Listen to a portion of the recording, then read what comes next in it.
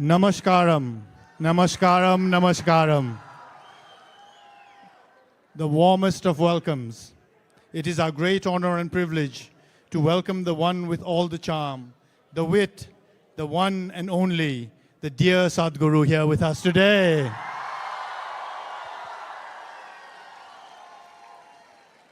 A very warm welcome to all those of us who have joined us online all across Nepal and all across the world on this historic and momentous event for all of us. Today is a very special day indeed for every Nepali.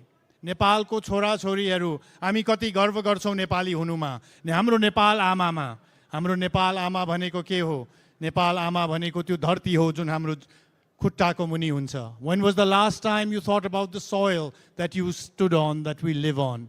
And when was the last time you thought I can do something to save soil as well? Well, we have here amongst us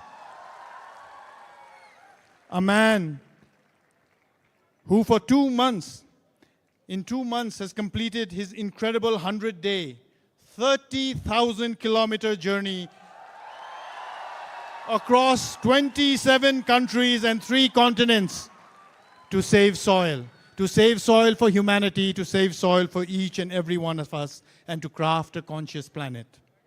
His arduous journey touched more than 3.9 billion people right across the world. This incredible effort has created the world's largest people's movement, unprecedented in history. His journey his schedule was very, very tight, so he was not able to come here to us in Nepal. But guess what? He's here today, right here amongst us all. We would like to begin this special event with a performance from Project Samskriti. Project Samskriti, we're indeed very, very fortunate, is something that is envisioned by Sadhguru. And it offers classes and performances of Indian classical arts, including music, dance, and Kalarepattu, a traditional form of martial arts. These intricate arts have been employed for thousands of years as a spiritual process. And the artists today, it is not their hobby. They have been doing this from the age of 7. This is their passion, this is their life, and we are definitely most fortunate to experience it this evening in the presence of Sadhguru. So we are eager to behold the performance by Project Samskriti, which will begin with an offering by Srimati Radhe Jaggi. A classical, yes! Truly blessed we all are, a classical Bharatanatyam dancer. So let us welcome this amazing performance we're all going to experience with a video to start off with, and a loud round of applause. Here we go. Project Samskriti is an endeavor to nurture and impart India's classical arts. Designed by Sadhguru, it offers programs to learn powerful chants, music, Bharatanatyam and Kalaripayattu, an ancient martial art form conducted by the rigorously trained students and alumni of Isha Samskriti. The art forms are imparted in their most profound form as possibilities for inner growth and transformation. Project Samskriti is not today's idea. It's been in incubation for nearly 25 years. So this is an effort not to save the art form alone, but to bring up humanity to a higher level of existence within themselves.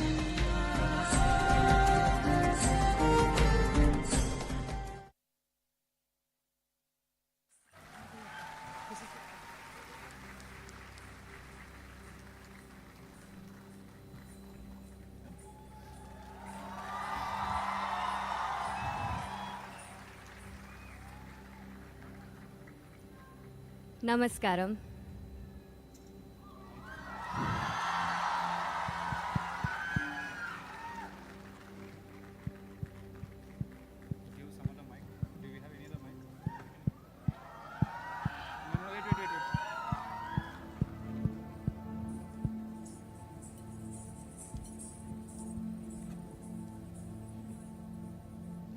Namaskaram. Mic number another. One with a heart of fire,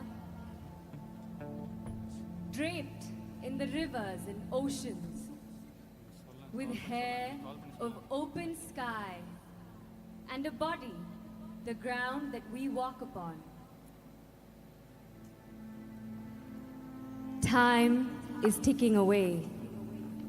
To build our lives, our comforts, our luxuries, we have ignored her plea. Time is ticking away. It's time to reinvigorate and celebrate this mother who has birthed us, fed us, and one who will embrace us into her bosom in our death.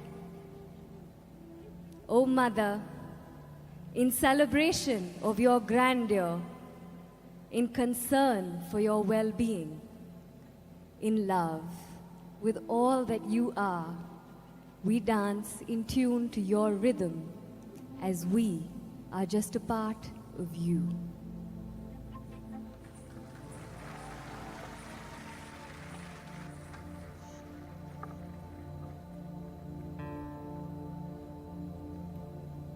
Takita taka dhimi takita taka dhimi takita taka dhimi takita taka dhimi takita ta kita ding taka dhimi takita ding ta kita din kita dina kita ding taka dhimi takita taka dhimi ta kita ding takita din kita ding ta kita ding takita din kita ding taka dhimi taka ding takita ta kita din kita takita ding taka dhimi ta kita taka ding taka dhimi ta kita ding kita dina kita ding ta kita ding taka dhimi ta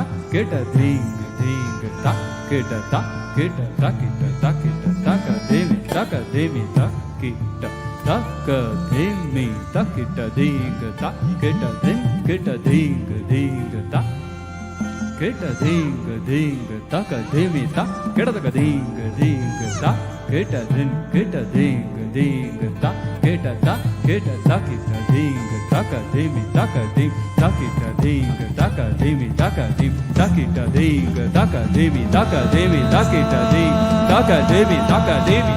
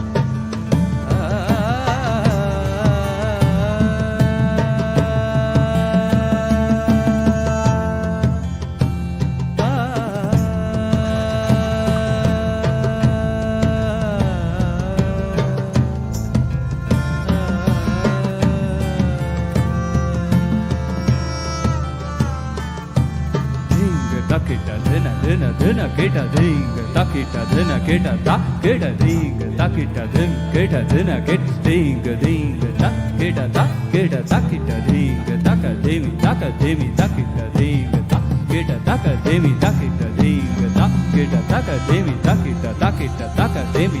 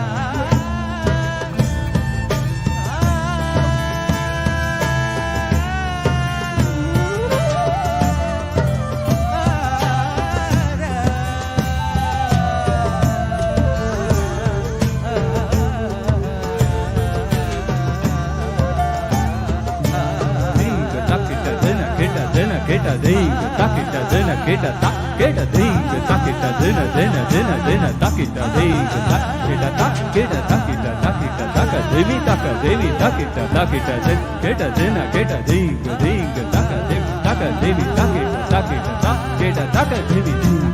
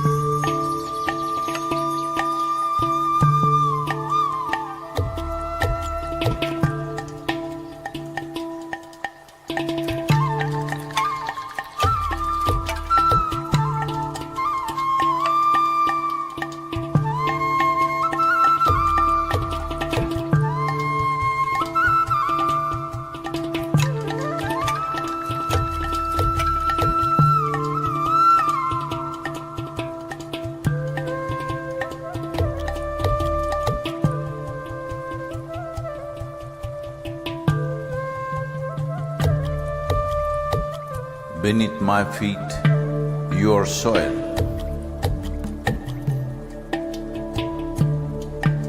When you rise, you become a tree.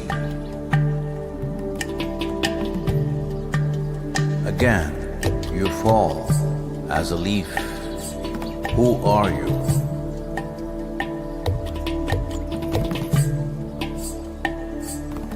You come up as a crop. You give me life as food.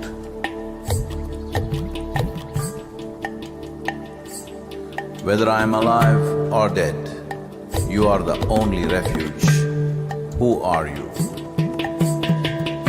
You come as water. You come as milk. You come as honey. Who are you? If I eat, it is soil. If I breathe, it is soil. If I die, it is soil. Oh, my mother, who are you?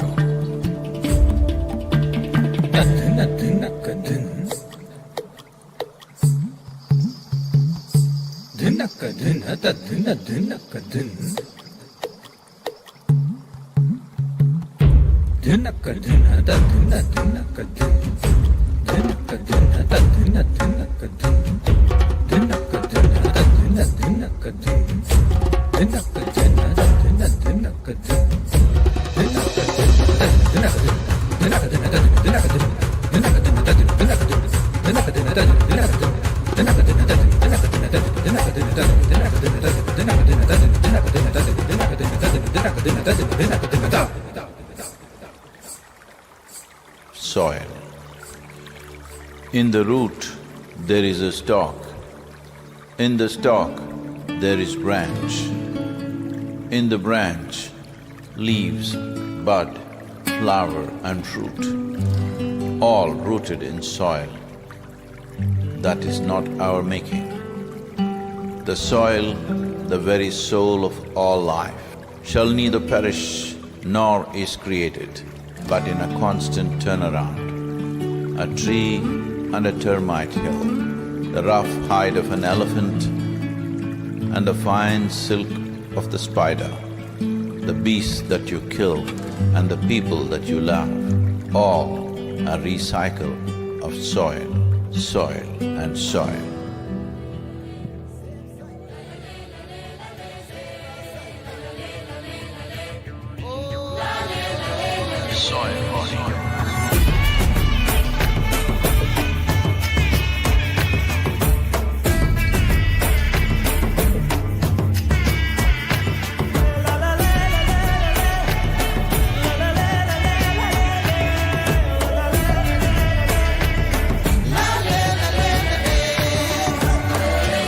The magic of soil is it turns death into life.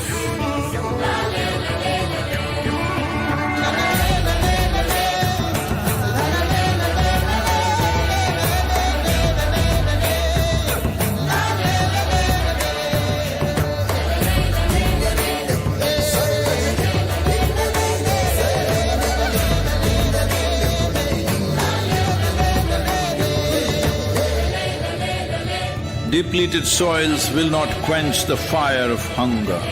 Unquenched hunger can burn the very world. This is a generational responsibility. Save soil. Let's make it happen.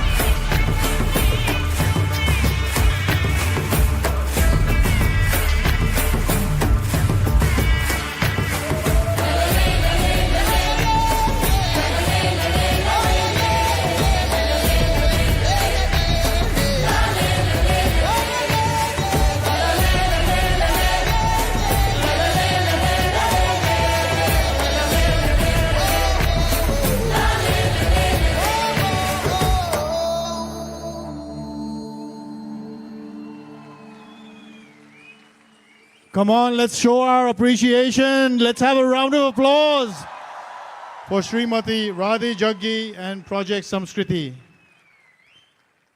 how rich is our culture of the subcontinent. At times it takes an event like this to remind us of our roots. And all roots grow best on healthy soil. But did you know our soil is dying? हामी नेपाल आमाको कुरा गर्छौं, कृषि प्रधान देश भनेर भन्छौं, तर किसानहरूले जति पसिना बगाए पनि माटो मरिसकेको छ भने केही पनि उब्जिदैन. Nothing will grow on dead soil. Did you know that globally 52% of agricultural soil is already degraded? 2 billion people are suffering from nutritional deficiencies. Across the world, farmers are in distress. Nepal आमाले जति प्रोत्साहन गर्नु खोजे पनि उहाँको छोराछोरी जो किसानहरू हुनुहुन्छ हरेक वर्ष झन्झन गाह्रो भइरहेको छ, किनभने झन्झन हाम्रो माटो अलि गरेर अस्वस्थ भइरहेको छ. And that is what Save Soil is all about, and that is what Sadhguru's global movement is all about. By 2045, we will have 40% less food in the world. 40% less food. Just think about that. But we can do something. We must do something. We must act now. We must save soil today. And Conscious Planet, Save Soil is a global movement launched by Sadhguru to address the soil crisis by bringing people together from across the world. Just like tonight, this evening, we're trying to build people together from right across Nepal, right here. The movement supports leaders of all nations to institute national changes and actions which highlight the science behind why our soil is on the verge of extinction. Just think about that. We think of species in extinction. What happens if there is soil extinction? There will be no species left.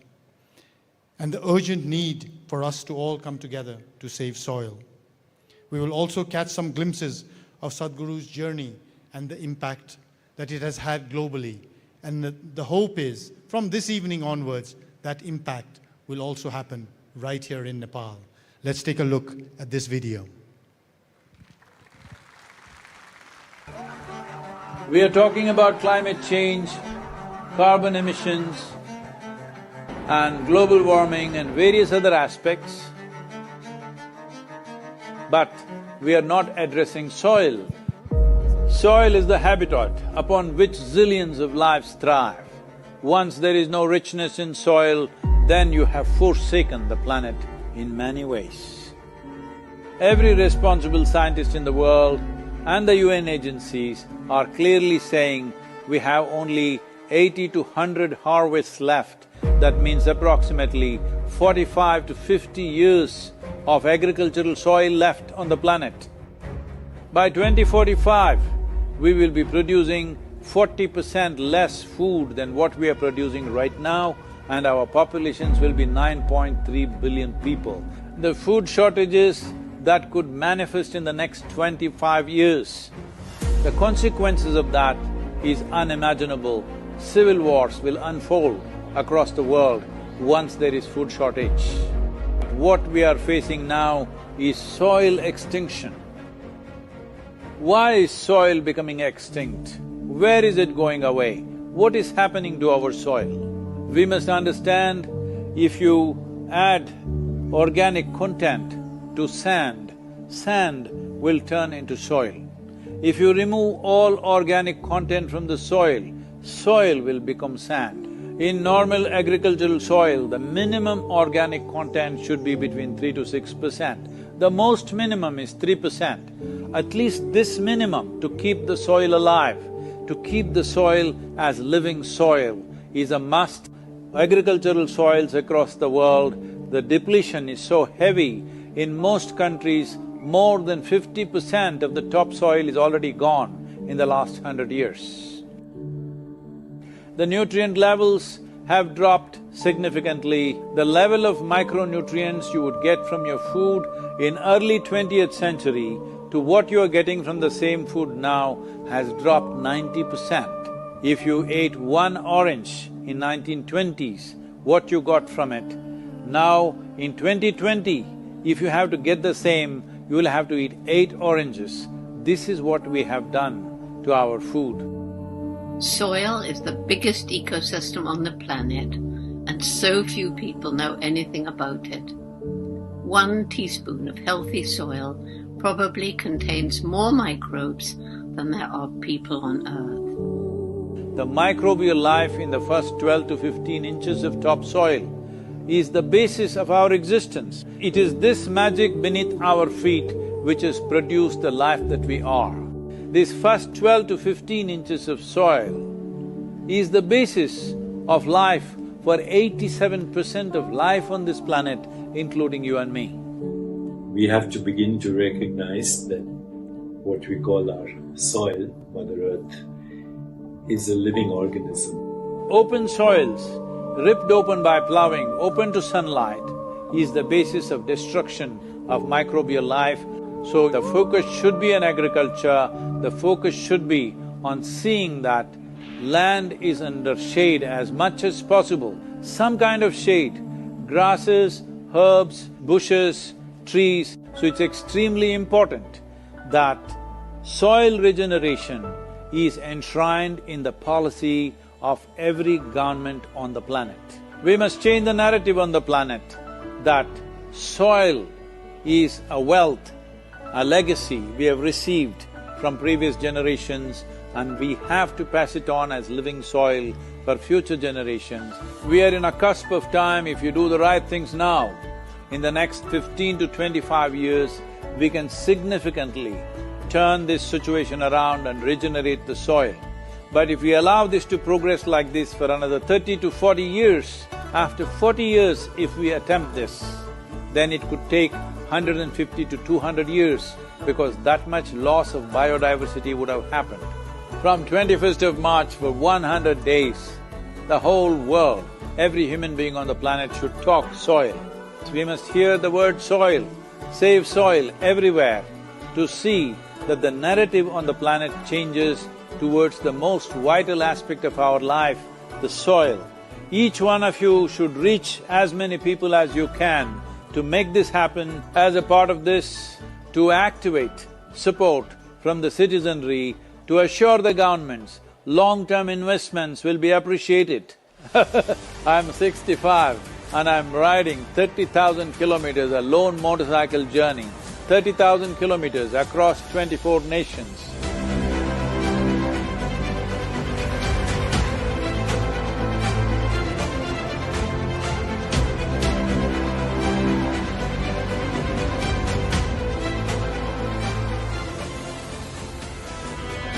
Sadhguru, thank you for what you're doing. Dear Sadhguru, one of the world's voices and leaders on soil conservation. وابدا بالنسبه لنا في رابطه العالم الاسلامي As for the Muslim World League, we are completely ready to help you.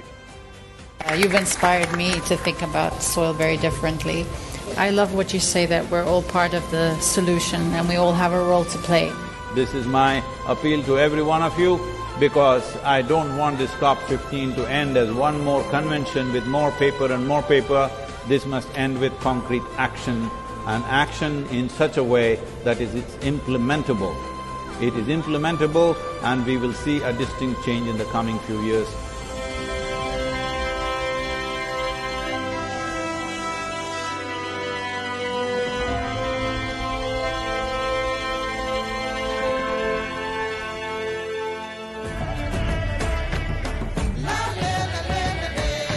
So this is a perfect confluence of how we see things and the importance of the soil. Save the soil.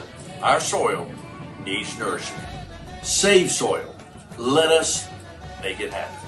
सदगुरु जी ने यात्रा की, दुनिया को मिट्टी के प्रति स्नेह तो पैदा हुआ ही होगा, लेकिन भारत की मिट्टी की ताकत का भी परिचय मिला होगा। I salute you, your energy and your dedication, and my full support of what is needed from the Palestinian side. To honor the people of this country, I want to thank you very much.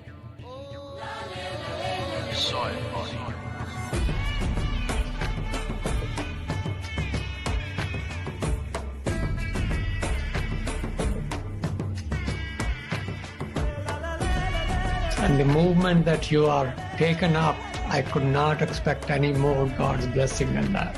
Sadhguru, and this campaign is so important. We're going to save the soil. Do your part. Let's save soil and create a conscious planet. Save soil. Save our soil. Save soil. Sadhguru, save soil, my friend.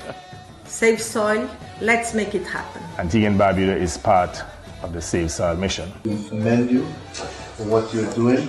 That is why we are happy to sign the MOU. The science and philosophy that backs the thought behind the movement is tremendous. We'll welcome you in Hyderabad and please show us the right direction towards policy. Save soil. Let's make it happen. It is time to save the soil. Save soil. Save soil.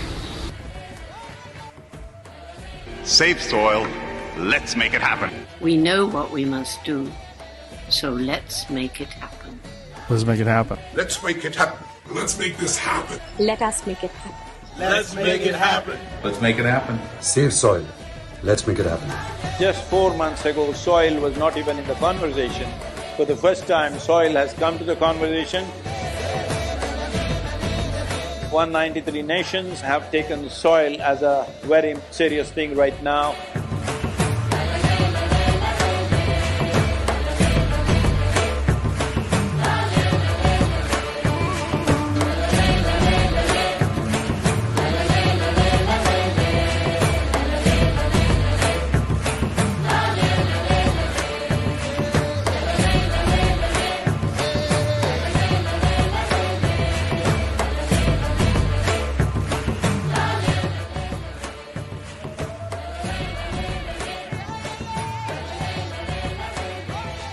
I beseech every one of you that you must keep the soil in conversation for the next few months till the policies are made in the world. Soil is not our property. It's a legacy that's come to us from previous generations and we must pass it on as living soil for future generations.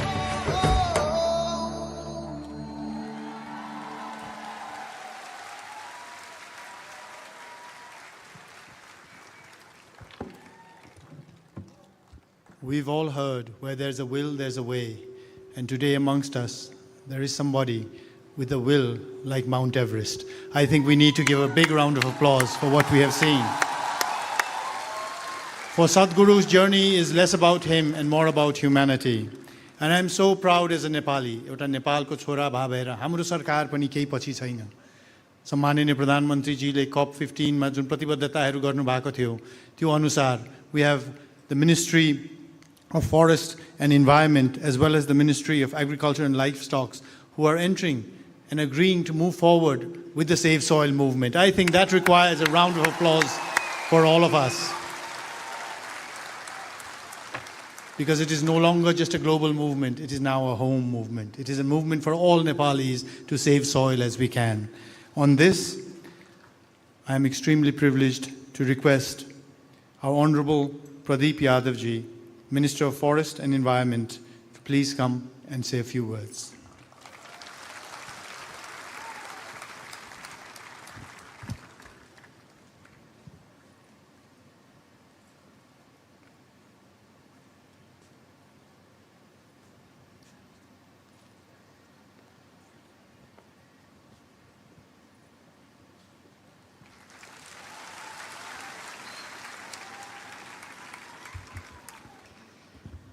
धन्यवाद। आज हामी अति नै महत्त्वपूर्ण कार्यक्रममा उपस्थित भएका छौं। यो महत्त्वपूर्ण कार्यक्रमका प्रमुख अभियन्ता परम आदरणीय सतगुरुप्रति सबभन्दा पहिले म नमन गर्न चाहन्छु, अभिनन्दन गर्न चाहन्छु। सतगुरुले जुन काम सरकारले गर्नुपर्ने काम हो त्यो काम आज दुनियाँमा गएर सतगुरुले गरिराख्नु भएको छ। त्यसको लागि म पुनः आभार व्यक्त गर्न चाहन्छु। म उहाँको अभियान यो सृष्टिलाई बचाउनको निमित्त, मानवलाई बचाउनको निमित्त उहाँले आफ्नो अभियान थाल्नु भएको छ। निश्चित रूपमा दुनियाँबाट एउटा अध्ययनले बताउँछ कि 52% करिब 52% माटो चाहिँ काम लाग्ने छैन। त्यो माटो नष्ट भइसकेको छ। त्यो माटोमा केही उब्जिन सक्दैन र आज 48% मात्र माटो बाँचेको छ।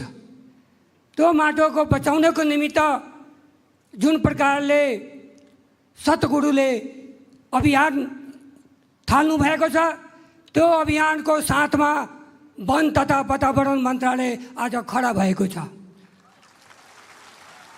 र उहाँको अभियानमा वन मन्त्रालय साथ अगाडि बढ्नेछ भन्ने म विश्वास दिलाउन चाहन्छु।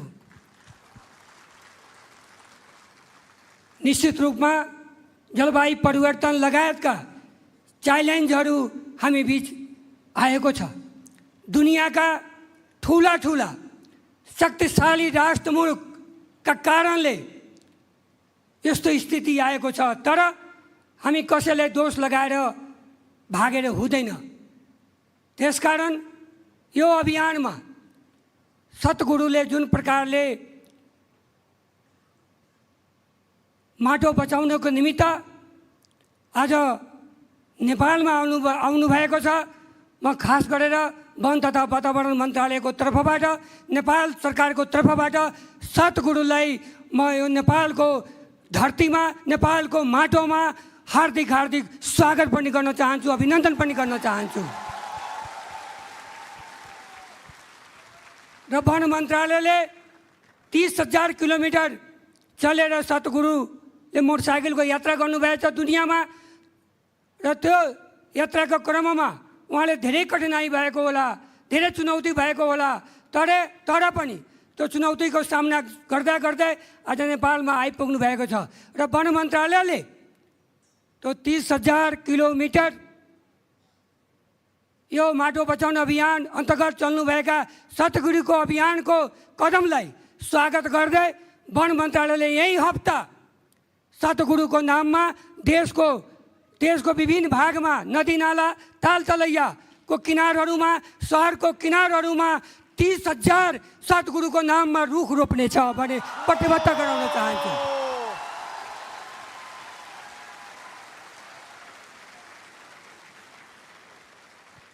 र आजको उहाँको जुन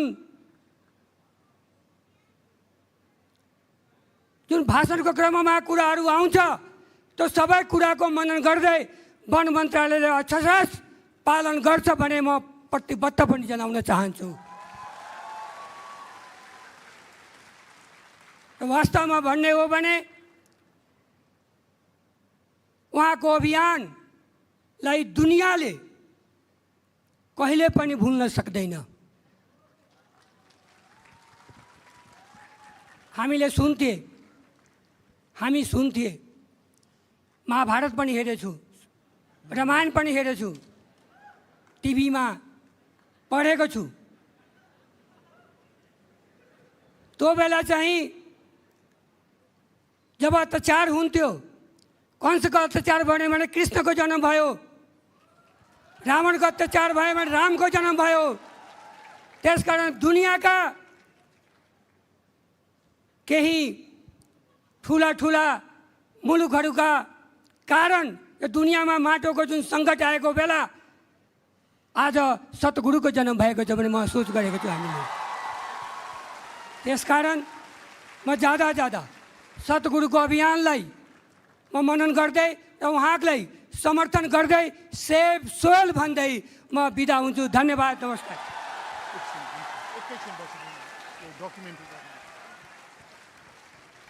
Thank you so much, Honorable Minister, for those wonderful words. As a Nepali, we are very, very proud that Nepal government has committed to plant 30,000 trees in the name of Sadhguru to save soil. I think wonderful.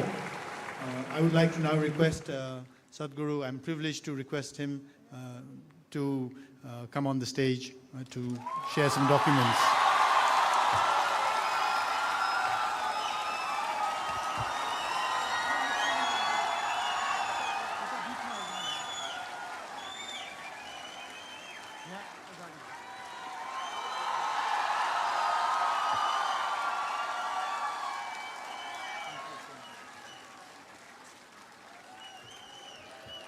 Now, as part of the Save Soil movement on this historic day, ladies and gentlemen, the government of Nepal will be presenting to Sadhguru the letter of solidarity and thus coming on board the Save Soil movement.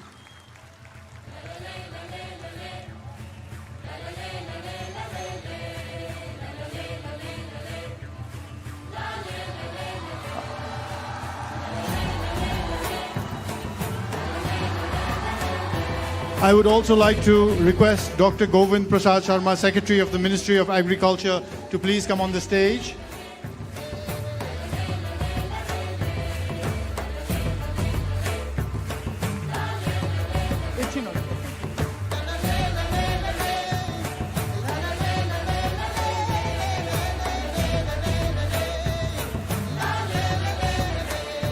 Sadhguru will also be handing over the Save Soil policy document that has been carefully compiled and is packed with thorough research done by experts in the field of ecology and economy, so that it is not just an environment but it translates into prosperity for the farmers and for the nation in general.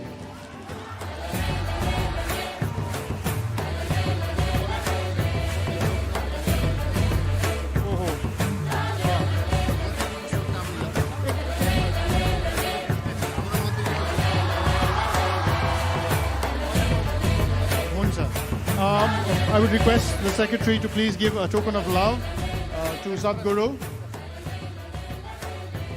and read the token of love out as well. Namaskaram. हामीले हाम्रा अति आदरणीय प्रेरणाका स्रोत यो safe soil इनिसिएटिभ्सका अध्यक्ष आदरणीय स्वामीज्यूमा हामी एउटा र उहाँको यो सोइल सेफ मुभमेन्ट कन्सियस प्लानेटसँग हाम्रो ऐक्यबद्धता जनाएका छौँ। म पढेर सुनाउन चाहन्छु र हाम्रा आदरणीय स्वामीजीलाई यो अर्पण गर्न चाहन्छु। Expression of commitment and solidarity to soil safe movement conscious planet CP USA, government of Nepal, ministry of agriculture and livestock development warmly welcomes Safe Soil movement by Conscious Planet and express intent and commitment to be on board for this initiative. This is timely global initiative by all and for all, beyond all social, political and geographical boundaries, led by CP to sustain human existence on the planet. Farmers of Nepal inherit knowledge, innovations, practices and a rich culture of mother soil, the line with living soil since they started cultivating lap of Himalayas. In recent years, with the exposure to modern farming practices, this unique heritage is degrading and nascent soils of Nepal are under threat. In this pretext, Safe Soil initiative is important to restore and rejuvenate our soils. In this ground, Ministry of Agriculture and Livestock Development proactively committed to enact new policies, strengthen and implement existing ones, invest, implement program and activity to save soil in Himalayan region. We understand saving Himalayan soil means saving soil and livelihood beyond the boundaries up to the Gangetic Plain. Ministry of Agriculture and Livestock Development is thankful to CP and is our immense pleasure to be a part of this holy soil global initiative. Dr. Govind Prasad Sharma, Secretary, myself.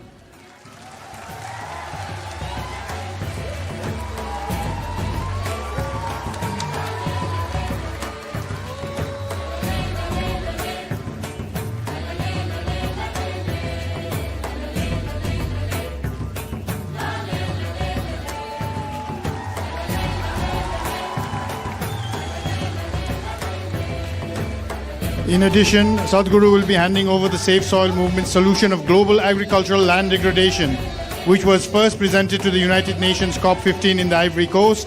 It includes a pragmatic three-pronged strategy to increase the organic content in soil to a minimum threshold of 3 to 6% by various levels of incentives to farmers. Let this be a beacon of hope. I would like to now request former Deputy Prime Minister Narayan Kaji Shresthaji to please join us on the stage for a photo. I would also like to request His Excellency Naveen Srivastav, Ambassador of India,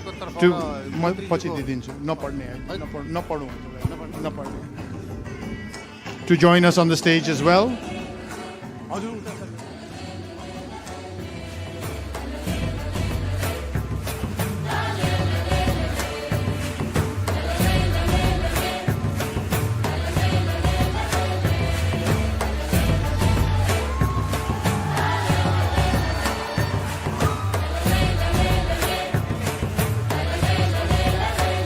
Can we all also lift up the Save Soil flags that were on your chairs? Stand up once.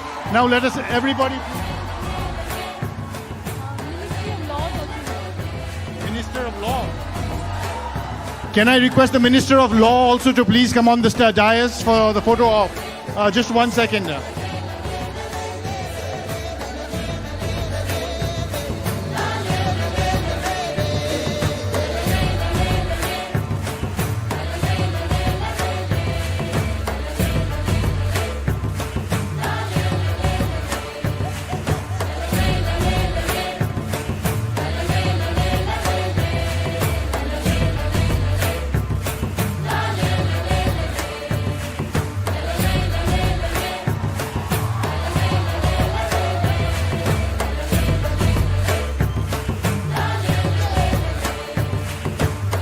Make some noise for the soil. Come on, let's hear some noise. All right. Let's have some energy. Let's make some noise. Thank you very much. Thank you very much.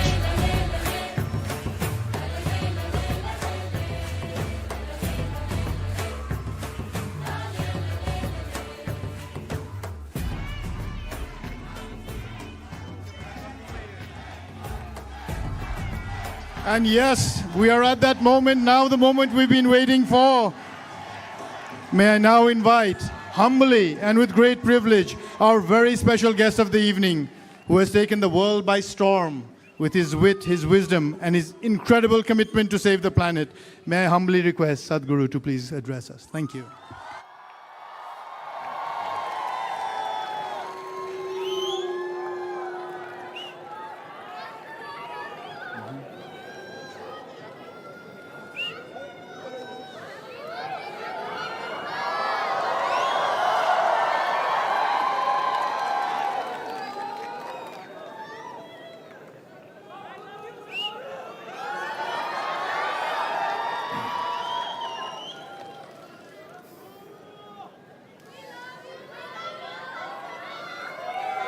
कालो न जानाति तव जननम्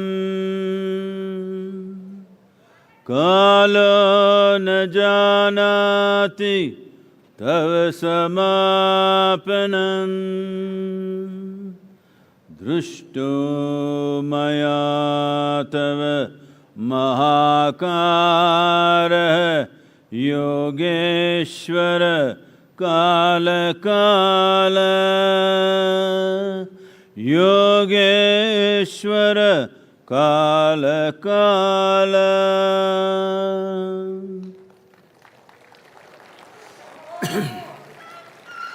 Namaskaram. Namaskaram to everyone.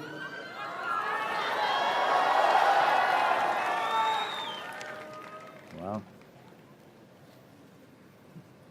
Nice to be back in Nepal.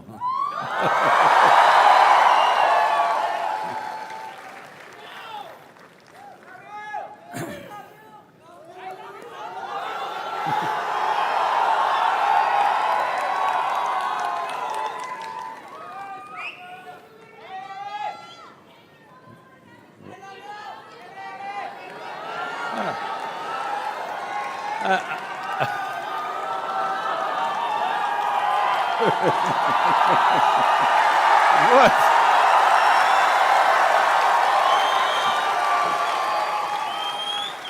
I'm supposed to do the talking, huh? Come on. Is the volume good? Hello?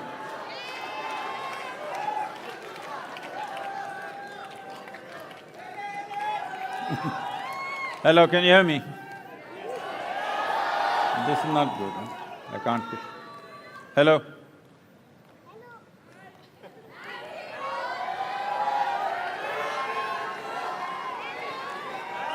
check, yeah.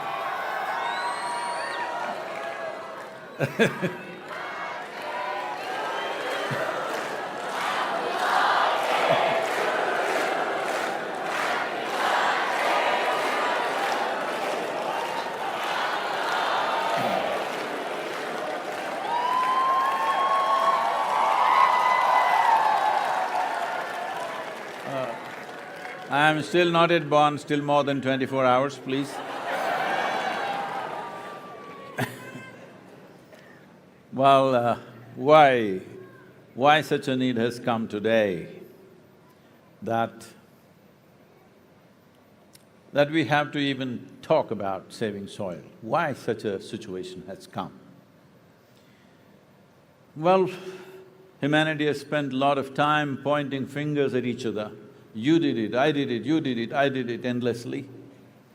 We need to first of all understand whether you like it or you don't like it, knowingly or unknowingly, every one of us are a part of it, this destruction that's happened. The only way around is that everyone have to become a part of the solution, there is simply no other way. This is not to be done by any one person or any one government or a ministry. This has to become humanity's mission because we are destroying the foundations of our existence. That's what it means. In these cultures, we have always referred to soil as our mother. When we say mother, we are talking about the source of our life. But unfortunately, in the last few decades, we have started treating soil as a resource. Treating soil as a resource, what it means is, every one of us have fed upon the breasts of our mothers. The day we refer to her as a resource, we are finished. She is the source of our life. She cannot be a resource that we use in our lives.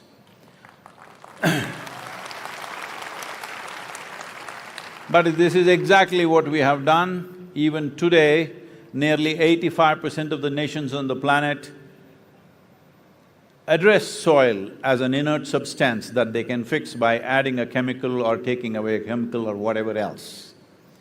What we need to understand is, soil is the largest living system, not just on this planet but in the known universe. It is the largest living system with trillions of species. The top agricultural scientists or soil scientists in the world are openly admitting that they do not even know 1% of the species of organisms present in the soil. When we don't know 1%, we have no business to mess with it. It's as simple as that. That's how complex a life it is. What does it mean, this soil? See, we must understand this. On this planet at least, all life, whether it is a single-celled creature or us who are supposed to be the most complex and sophisticated creatures on this planet, all of us are essentially made of the same fundamental design. In yoga forever, we have been saying Anda Pindanda is all the same thing. But today, the modern science, because unless it comes from the West, it's not science, okay? I want you to know this. So, the modern science is saying there is something called as a constructional theory that if you look at any design on this planet, whether it's a single-celled organism or any other creature or a leaf or a cell in a plant or the human system, the fundamental design is still the same. The complexity and sophistication is multiplying manifold over, but essential design is same. Or in other words, what we call as life on this planet is a part of the carbon cycle that's happening. In this carbon cycle, soil is the most important link in the chain of carbon cycle, and that has worn thin. What is wearing the soil thin means? See, today, as you sit here, over 60% of your very body that you carry is microorganisms. Only 40% are your parental genetics. I saw that little girl in Sofia on the video, and this girl came to me and said, Sadhguru, I want to do Save Soil, but my mother, boo. I said, please tell your mother she's only 20%. Rest is all soil. Only 20% of your genetics your mother, another 20% your father. Fundamentally, life is happening to you because of the foundational life that's happening in the soil. This is the fundamental life. To give you some perspective,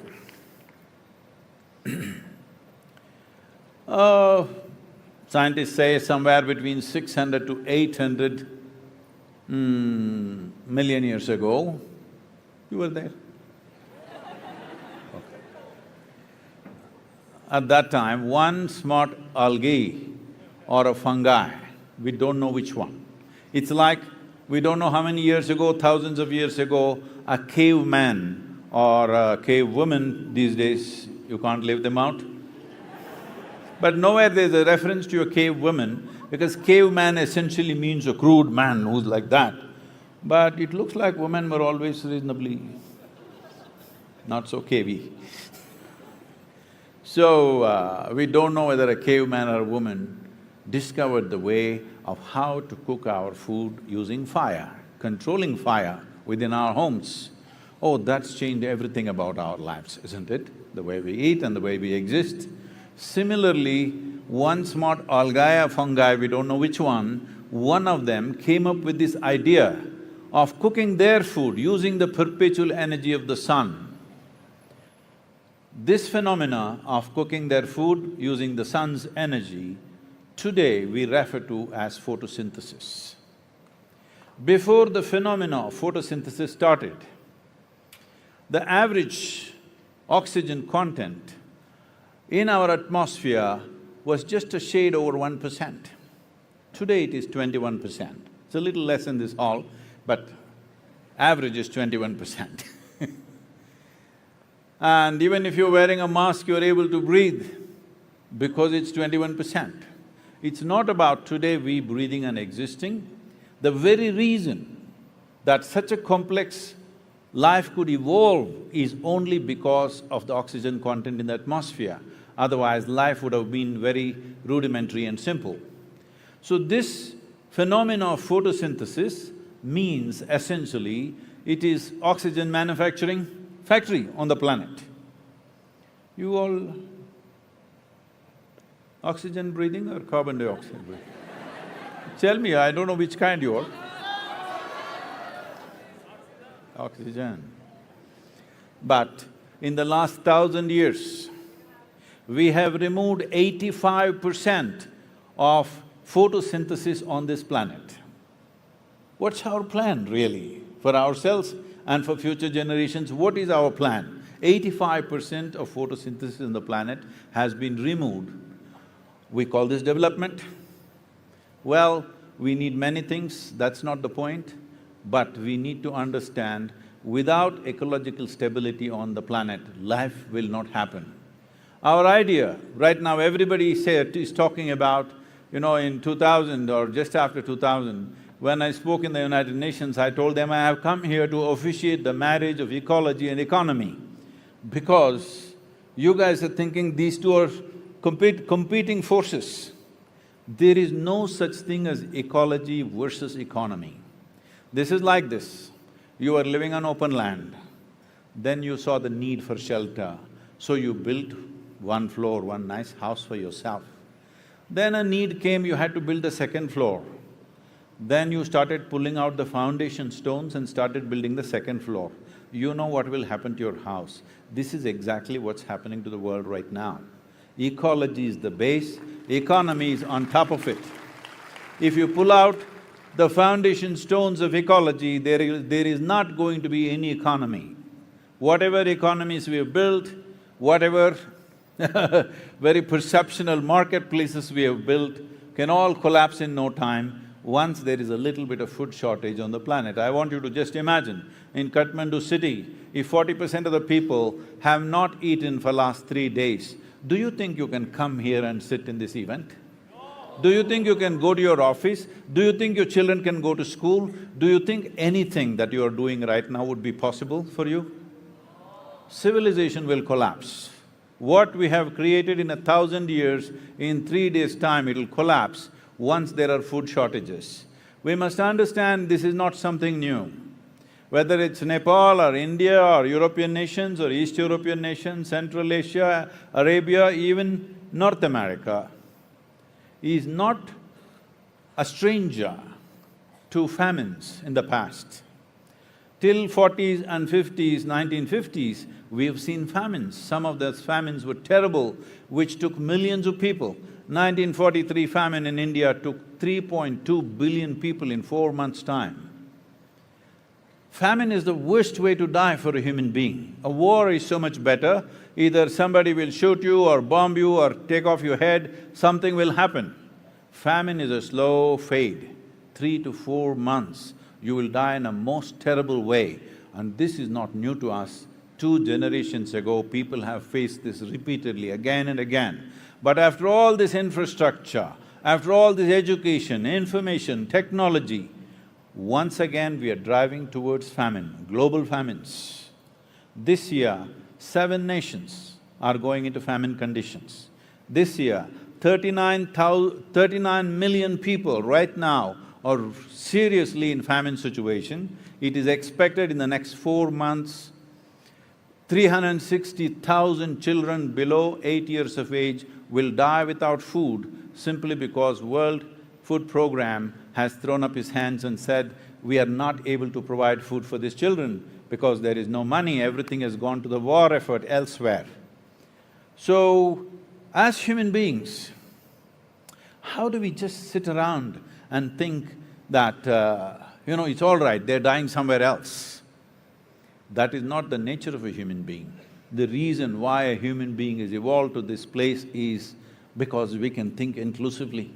We are not functioning instinctively for our survival.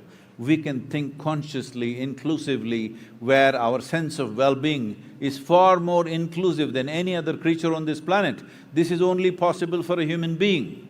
You are the only one who is referred to as a being.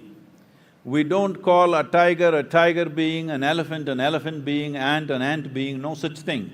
Only you are referred to as a being because you're supposed to know how to be. Don't do that. You're supposed to know, I said.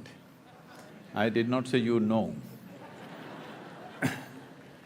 If you knew how to be, if you really knew how to be, would you choose to be blissed out or miserable? What's your choice? Now, see, from now on I'll ask a few questions. You can either say yes, no or silence. All 3 I will bless. It's up to you. If you had a choice between being blissed out and miserable, what is your choice for yourself? Yes. What you want for your neighbor sometimes may be debatable, but what you want for yourself is 100% clear, isn't it? Highest level of pleasantness. You want highest level of pleasantness for yourself. Why something so simple is not happening? It is not happening because… you heard about that potato farmer? No? Oh, let me tell you a story. Once upon a time… Nah. That's not the way. There is a certain way to listen to a story. Once upon a time, Hello? Once upon a time, there was a potato farmer. One day, he wanted to eat apples. What did he want to eat? So he went in search of an apple tree, and then he found an apple tree.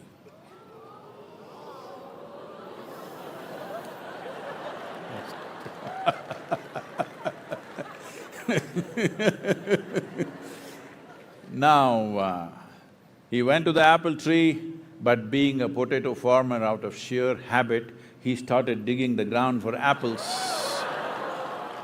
He dug, when he did not find any apples there, he dug furiously. After some time, the tree came down on him. This is the story of humanity right now.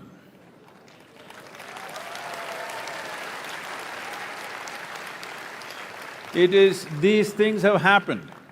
These things which are fundamental to our existence are being destroyed not because of some evil force. This has happened in search of human well-being, in search of human happiness above all. In pursuit of happiness, we have done this. Now I'm asking you a simple question. Whenever you've been happy or miserable, whichever way you've been, did it happen from within you or did it rain upon you?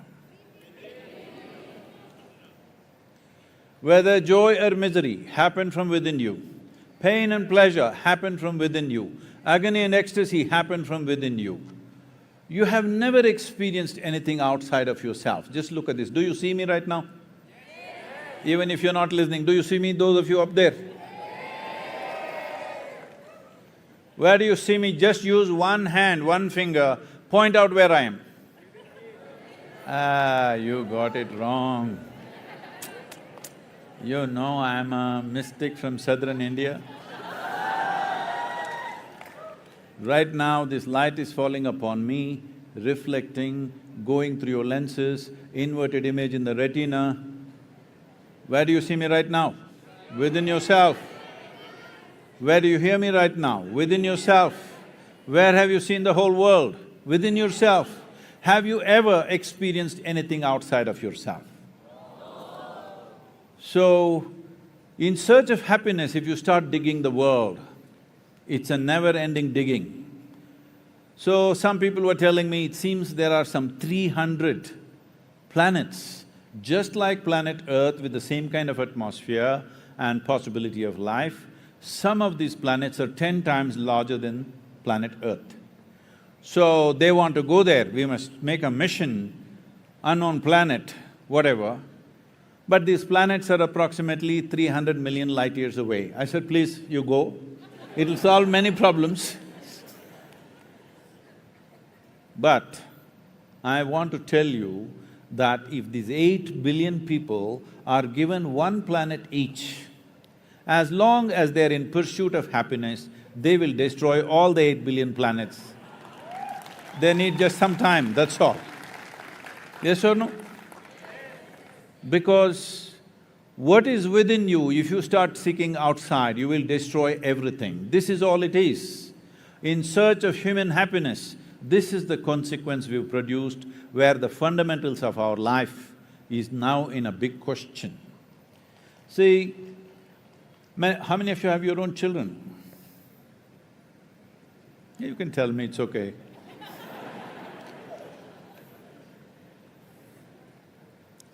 Now, this is not some philosophy, this is not an ideology, this is not a religion. It is intrinsic within you. You want your children to live better than you. Hello? Huh? But with such a wonderful intention, look at the world we are creating. I want you to understand this. Once there are food shortages, our children are not going to live well here.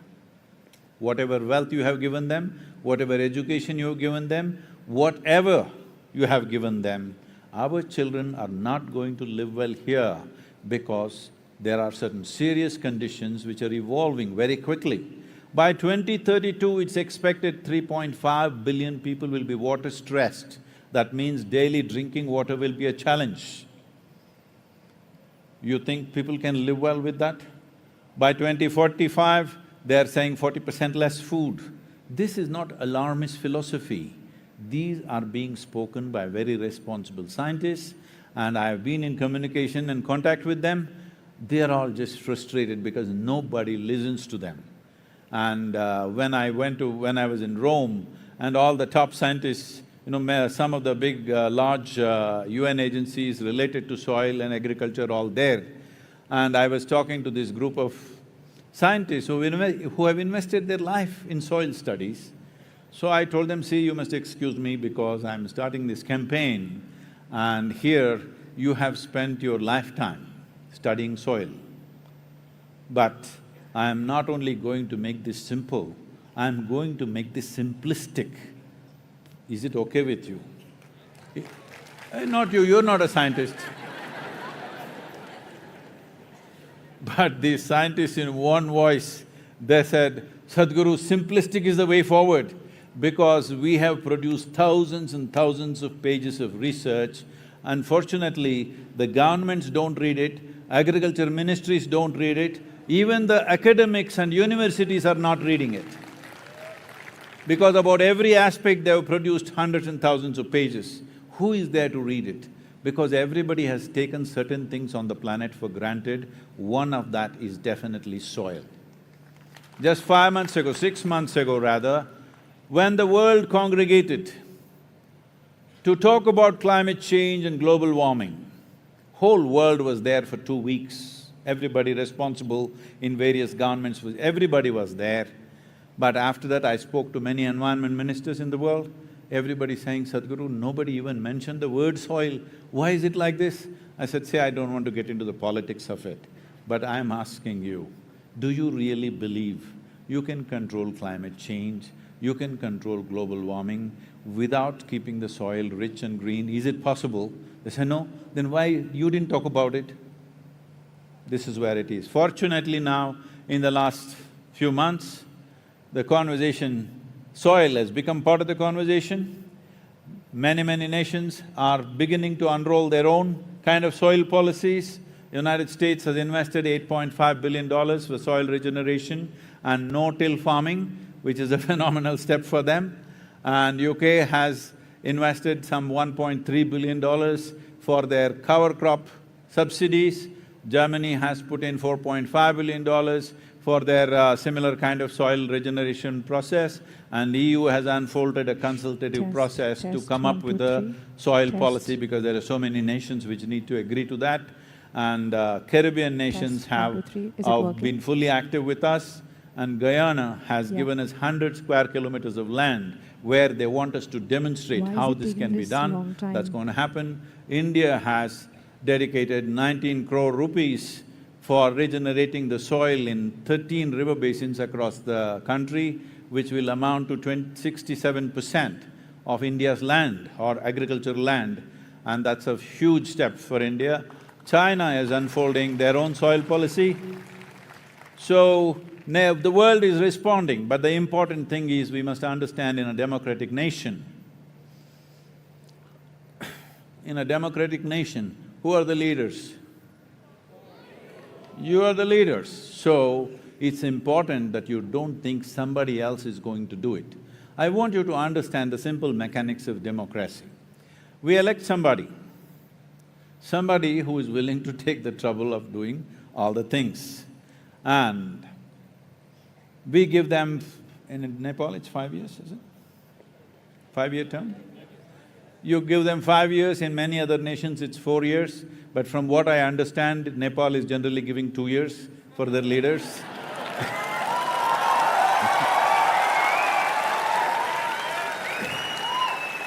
So if you give them 5 years, I want you to understand the nature of this job. You give them 5 years and they are supposed to do many things. Running a nation is always a complex situation. But if you were the Prime Minister of this country or whatever Minister of this country, would you try to do things which will produce results within 5 years, or would you attempt doing things which will produce results in 10, 15 or 20 years? Please tell me honestly. In 5 years. That's exactly what most governments on the planet are doing, because not in a single nation, not even in a single nation has ever 60% of population, adult population has stood up and said, we are concerned about the long-term well-being of this nation. We are concerned about the future of our children. Such a thing has never been expressed. In private they will crib, but they have not expressed. All they ask for is, reduce 5 rupees on my gas price. Okay, that will happen. Give me 1% discount on my income tax. Okay, that will happen. but nobody is asking for long-term well-being of the nation. It's time citizens of any mature nation stand up and ask for long-term well-being of your country. This is very, very important. If you don't do that, it's not going to happen, because as you yourself admitted, if you were running the government, you would still try to do things within 5 years, not things which will take more than that. So if the governments have to invest in long-term well-being of the nation, it is very important your voice should be up. Your responsibility is not just vote, your responsibility is your voice. And today, fortunately, because of technology and social media platforms, you can sit at home and raise your voice. You don't have to go stand on the street and do this, all right? Not anymore, you can sit at home and raise your voice. You have a phone with you? Yeah, you have a phone with you? Smartphone or a dumb phone? What? Smartphone, okay. You call somebody smart only if they're smarter than you, isn't it? Now, this phone is not just a simple thing for you to send some silly messages. That also you can do, I'm okay with that. But this is a powerhouse. If you have any sense of love and responsibility in your heart, this is a powerhouse sitting at your home. I'm just saying, one of you, sitting at your home, if you're really committed, just one of you can reach the entire world. That kind of power you have. That's the instrument you have in your hand, all right? If all of you get together, can anybody stop you? If all of you get together, can anybody stop you? No! First thing you need to understand is this is not a protest, this is not an agitation, this is not expressing our anger and resentment about who did this, who did this. All of us have done it knowingly or unknowingly. We must understand this has happened, and this has happened not as a negative thing, with best intentions this has happened. Because many of us are alive today only because of fertilizers and chemicals. I want you to know this. For those of you who have fancy ideas in your head about organic farming, natural farming, this farming, that farming, I want you to understand, most of us are alive here today only because chemicals and fertilizers. If we take away chemicals and fertilizers today from this world, our food production will come down to 25% of what it is right now, that is death. So, as a generation, we have been able to feed this many people. In the beginning of 20th century, we were just 1.6 billion people. Today, we are inching towards 8 billion. We have been able to feed this many people only because of chemicals and fertilizers. We have crossed famine situations only because of this, but at the same time, we have damaged the soil significantly. Significantly, we have damaged the soil. So our time has come as a generation, we turn back. Turning back is not with fanatical ideas, ban the fertilizer, ban the chemicals, that is not the way. If you raise organic content, the need for fertilizer will start sliding down naturally. We must be patient enough to do that. Fanatical ideas of urban people, I'm saying, it's only urban people who are talking about organic farming, natural farming, because they don't do farming. You go and ask a farmer, try to grow his crops without fertilizer, without pesticide, it'll be zero for him. So, let us not say things which are irresponsible. All of you young people must educate yourself about soil, okay? Wherever you go, at least for 2 to 5 minutes, you must be able to speak with some sense about soil. It's very important, because as a generation, we have this challenge in front of us, but as a generation, we have this privilege that we could be that generation which turned back from the brink of a disaster. We don't want to be that generation which walked into the disaster and cry about it. I'm saying this because we have this propensity that we keep walking into disasters and keep crying about it every time. See, when World War I happened, everybody said, this is enough, no more war. We formed League of Nations and da-da-da. No more war. Within 25 years, number 2 happened, all right?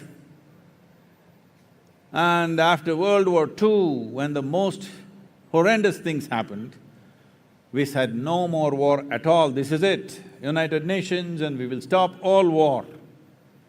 How many wars since 1944?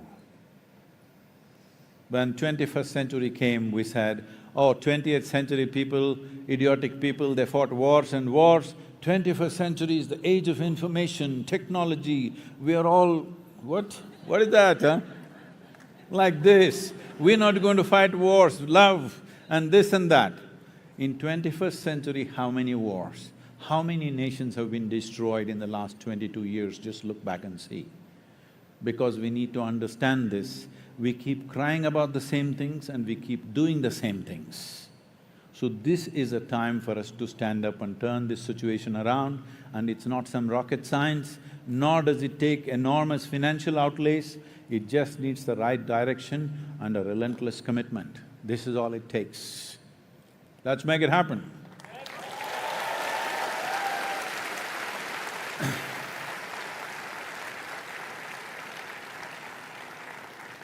Till I say stop, okay? Till I say stop, all of you, how many are you here? Here and in the adjacent two halls, they told me about 6,500 people or something like that, okay? So all the 6,500 people, those of you who are in the other halls also, make some noise for them, huh, please.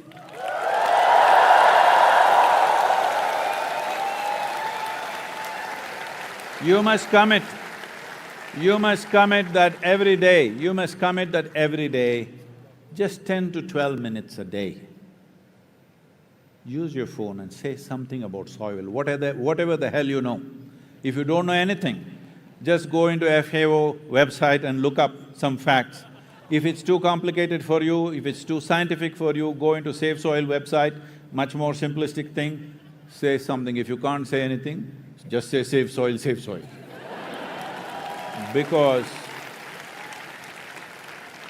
Because I'm telling you, if we don't do this as a generation, we will regret this seriously. Right now, according to UNFAO, on an average, every year, 27,000 species of organisms are going extinct. So it's a slide. This slide, if it continues, it's estimated somewhere in the next 25 to 40 years, this slide will go into your tumble. Once it goes into your tumble, there's nothing you can do or I can do. There's nothing we will be able to do, we will have to face the consequences. Right now, it's possible to stop this and turn this around. It is not an experiment. Last 27 years, we've manifested this on the ground that over 132,000 farmers in southern India, we've transformed them into what is called as tree-based agriculture. When I explained this to your Prime Minister and coalition partners yesterday, they immediately took the decision, we will send a team to study what's happening there and we want to do it here. So please support these things. Without people's support, this is not going to happen. So will you commit to this every day, 10 to 12 minutes, you must say something about soil. Please make this happen, because in this fabulous mountainous country, you should not suffer from that because you have plenty of land for the people that you have, and this is very rich land.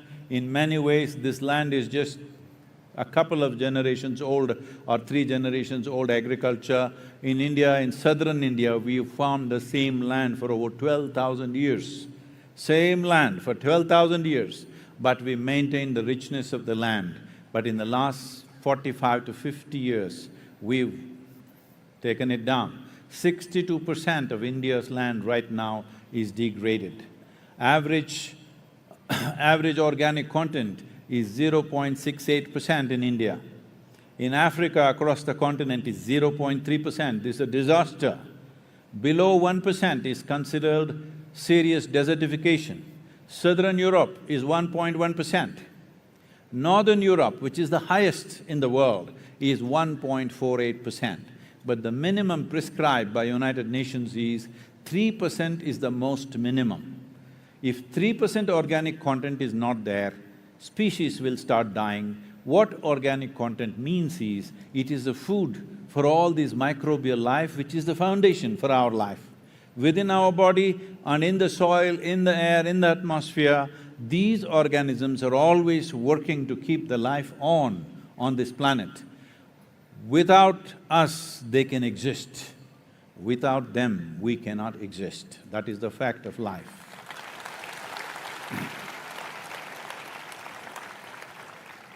In the last 70 years, 67% of vertebrate population on the planet has disappeared. 67%. 82% of the biomass insects have disappeared. 92% of freshwater aquatic life has disappeared. Really, what's our plan? What's our plan for our own lives? Because when we talk about 2030, 2040, 2045, we are not talking about future generations, we're talking about you. Hello?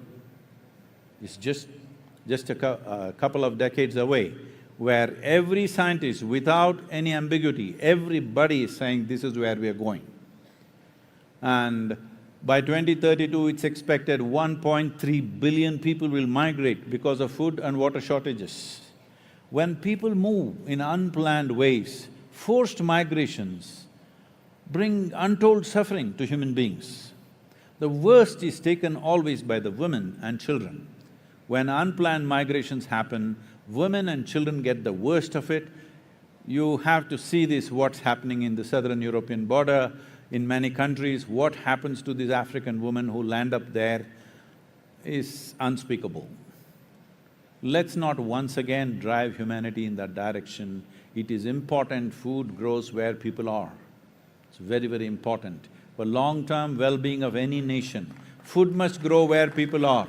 A few exotic things, you want to eat a kiwi fruit, you can get it from New Zealand. But basic food must grow in each country where people are. This is very, very important. So I'll leave it to you, if you have any questions, any kind of question, not necessarily about soil. About you, because you're also soil. Hello? Do you get that? You're also soil, walking soil. May you walk for a long time, but let's be walking on a rich soil. Questions? You must raise your hand and wait for the microphone.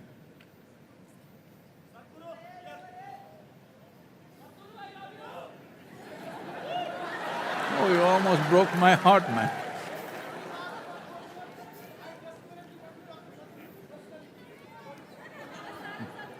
Please take the microphone, please. Please. Hey, you must wait for the microphone. Where is it? Yeah, Hello. please. Yes. Namaskaram. Where are you? I'm on this side. Namaste Sadhguru. My name is Malvika Subba. The question that I wanted to ask you, it is an honor and a pleasure to have you here today. The one thing that has been really going on my mind, I apologize if it might sound very political. I belong to an indigenous community, which is the Kirati community, which has the longest history, especially for Nepal. Now we can understand there has been so much of oppression, land encroachment, so much of domination, so much of land has been taken away from the indigenous community in the name of development. When we talk about safe soil and saving the soil, I'm hoping and I'm requesting you, when you're talking to global leaders, and especially as हाम्रो माननीय one मन्त्रालयजीबाट मन्त्रीज्यू पनि आज यहाँ हुनुहुन्छ, कतिजना जनजाति आदिवासी जनजातिका आफ्नो जुन उहाँहरूले पाउनुहुने. So what I'm trying to say is, I apologize, I'm being very emotional about it. I wish that you would definitely talk about these issues for the indigenous people, but as you know that is they're nature lovers and soil is where their home is. Thank you so much, Sadhguru. And if you don't mind, I have with me one of our symbols from the Kirati religion, which is Silam Sakma, which basically means is helping us ward off from the evil eye, from death. If I could present it to you, that would be my honor. We'll do that. So, Malvika, it is true across the world, this is a reality, that the lands held by indigenous communities is being slowly shrinking and shrinking everywhere. Well, We can point fingers, but it is a reality that we cannot ignore. As you may know that in 2020, I traveled across 17 Native American nations within United States, which most people don't know of. I knew that there are nations. I thought there must be about 35 to 40 nations. When I really started researching and I was making this travel, I discovered there are over 500 nations within United States, Native American indigenous nations. They have their own languages, they have their own religion, they have their own culture, 500 unique nations of their own. So can we really bring them back once again into existence? There are some laws which says yes, but practically can we ever do that? I don't think there is a reality like that. So, the important thing is, this is true, I don't know, I'm not conversant with the realities of Nepal, but this is true across the world. This is true even in India. Tribal lands are always being taken for something or the other, because people are piling up in cities, they want so many things, they want a home, they want to drive a car, they want their computer, they want their phone, they want their everything, all the comforts. To provide all these comforts, somewhere we have to be digging all the time. And if large tracts of land are held by anybody, whether you're indigenous or you're alien, it doesn't matter, those guys are going to dig it up, unfortunately. I'm not trying to condone that, but this is an unfortunate reality on the planet. Because as I said earlier, from 1.6 billion in the beginning of 20th century, in just 120 years, we have come to 8 billion. How do you provide things for 8 billion people? And how much we are consuming? Just look at anything, yourself. Your grandmother, how many pieces of clothing she owned? How many you own? If you look at it, probably 25 to 50 times more you own, yes or no? So, our needs and our aspirations have gone through the ceiling and we are still talking about saving this, saving that. It's very, very difficult. It is very important, either we… as I said earlier, if you are joyful by your own nature, whether you had 1 or 10 or 100, you would do it according to what is available. But right now, when your happiness depends on what you wear, what you eat, where you live and what you do and what you possess, you cannot stop human aspiration. Right now, human societies are still in this condition, they need so many things for fulfilling their happiness, their children's happiness, their well-being, because they have set a certain image, what is well-being. On an average, what an average American citizen owns, if the same has to be provided, because I know a lot of youth from here want to go to either United States or wherever else they can go in the Western world, I'm just telling you, to make sure that 8 billion people have the same things that an average American person has, the Living Earth statistics says we need 4.5 planets for that. But we have only half a planet left. So where? Where do we dig? So I must tell you this, right now this information is declassified. It seems some 32 or 35 years ago, NASA was planning to take a nuclear weapon, okay? A nuclear bomb of some enormous tonnage, megatonnage, and take it to the moon and put a hole to the core of the moon and blast it there, because there it seems there is some metal which is 100 times lighter than steel and at least 50 to 60 times stronger than steel. So we are glad that still moon is still there. Okay? I'm saying human needs are such, we won't leave anything. So either we must reduce our aspiration or we must reduce our population. One of these things we must do. Hello? So as a part of this in India, it's the most unpopular thing I did in my life, I started what is called as no conception years in some villages, that women choose by themselves, this year no conception, postpone it to next year. By next year you may be much wiser, Who knows? Hoping. And I also said, I will institute an award for women who are healthy, who can bear children but choose not to bear children. We will institute an award for them.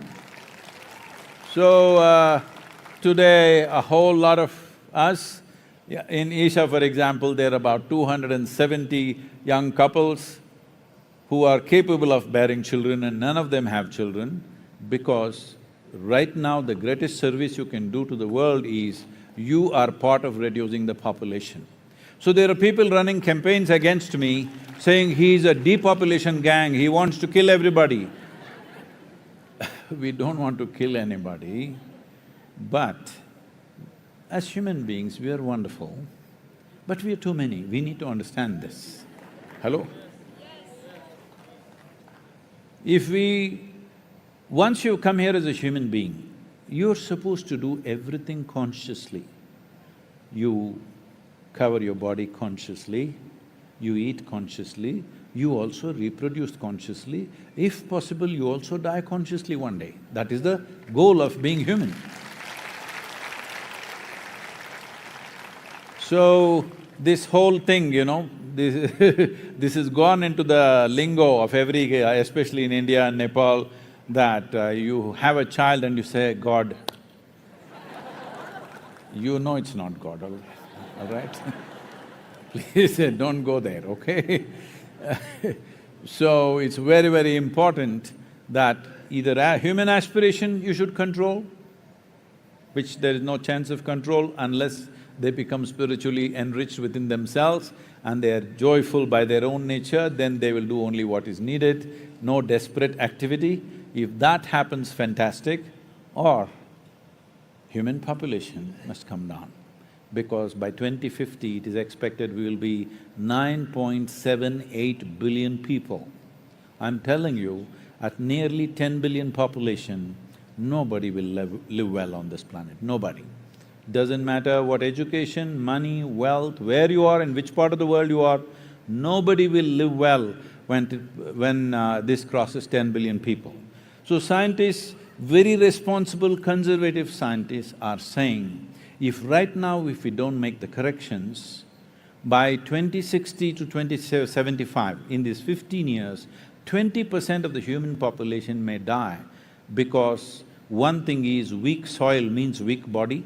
You become susceptible to all kinds of ailments and you will die out of that, or because of lack of water and food, because food shortages and water shortages will happen. What climate change means is, none of the elements, water, soil, this, that is not going anywhere. It's all misplaced, that's all. Where it should not be, it is, where it should be, it is not. So when that happens, they're saying that. Some of the more radical people in among the scientific community are saying between 2060 to 2075, 60% of the global population could die because of disasters, because of hunger, because of water shortages and civil unrest. Once there is food shortages, there will be civil unrest which will be uncontrollable. I want, especially all the women, you must take this up, because as women, this is the best time you've ever had in the history of humanity. Yes or no? It's never been this good for women. But this is only possible when there is a civilized atmosphere. Once there is strife on the street, again woman goes back 10,000 years. Hello? Yes or no? So it's especially in the interest of the woman that you must take it up in a big way. The Save Soil movement and whatever else, because also reproduction is in your hands. If it's already done, we'll celebrate the children. But if not yet, postpone to the next generation. People will say, but what about the economy? Economy will go down. If the population goes down and economy goes down with it, what's the problem? We'll still live better.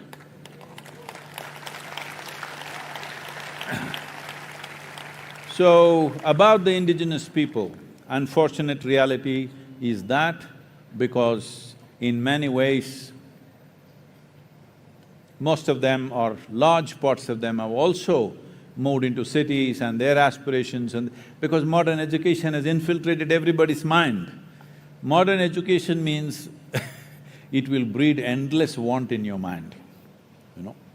Once you're educated, you are always. I was in the World Economic Forum.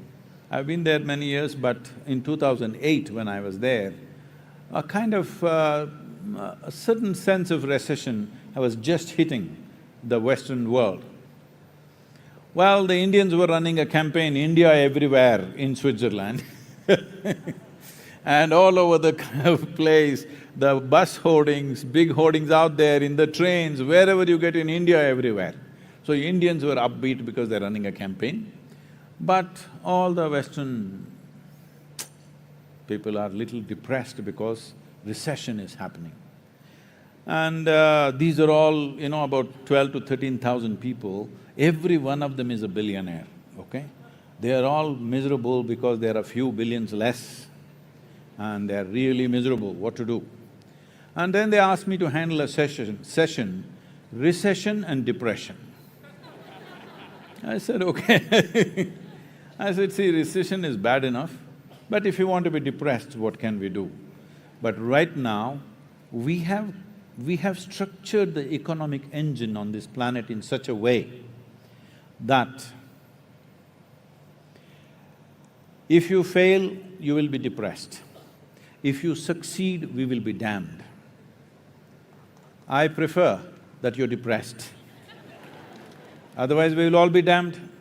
If economy goes full steam across the world, really full steam across the world, in another 25, 30 years, we will cause such damage to this planet, there'll be no way out.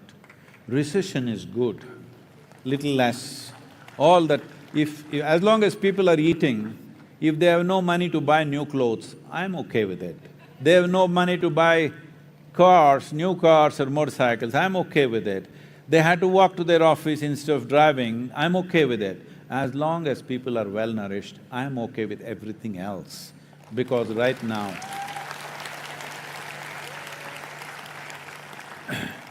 nourishment is fundamental. If that is not there, then it's a serious concern. As long as that is there, that is fine. Right now when she talks about indigenous life, that's all they're talking about.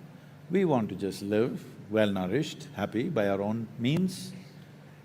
If we are fit enough to survive, we survive. If you're not fit enough, we die. No, today they won't let you die even if you're not fit enough to live. Hello? Because that is also a big business. We can't let you die. Hello? You should not die, because it's a lot of business.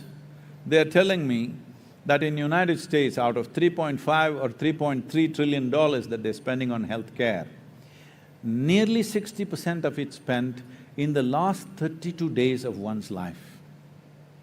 That is, about $2.5 billion are spent in the last 32 days. What is the problem if you and me die 32 days early? At least for me, I have no problem.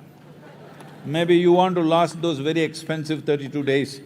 I don't want to spend so much, I don't mind dying 32 days early. Hello?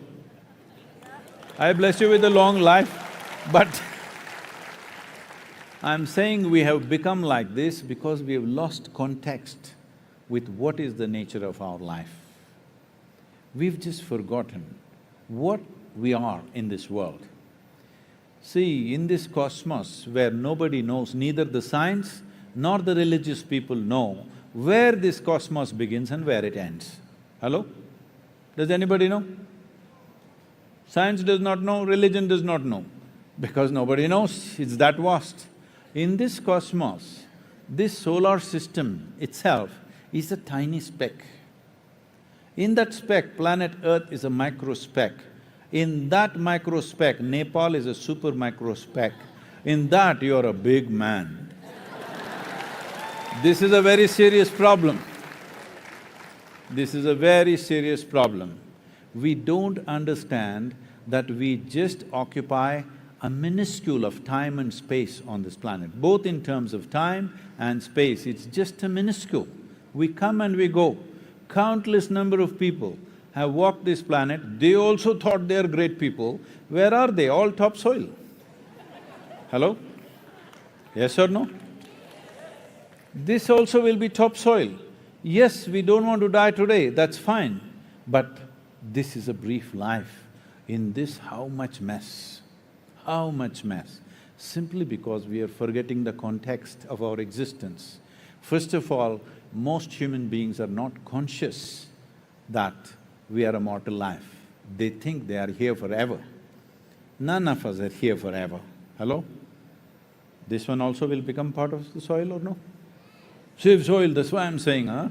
Otherwise, where the hell, if you put you there, if there's no organisms, you won't even rot. That's the problem I'm talking about. In life and death, it's a problem. This happened in Texas. I know it's about indigenous people, I will come back to you, I've not forgotten. This happened in Texas because that's far away from anything indigenous. You are all from Texas? Can I say a joke about you?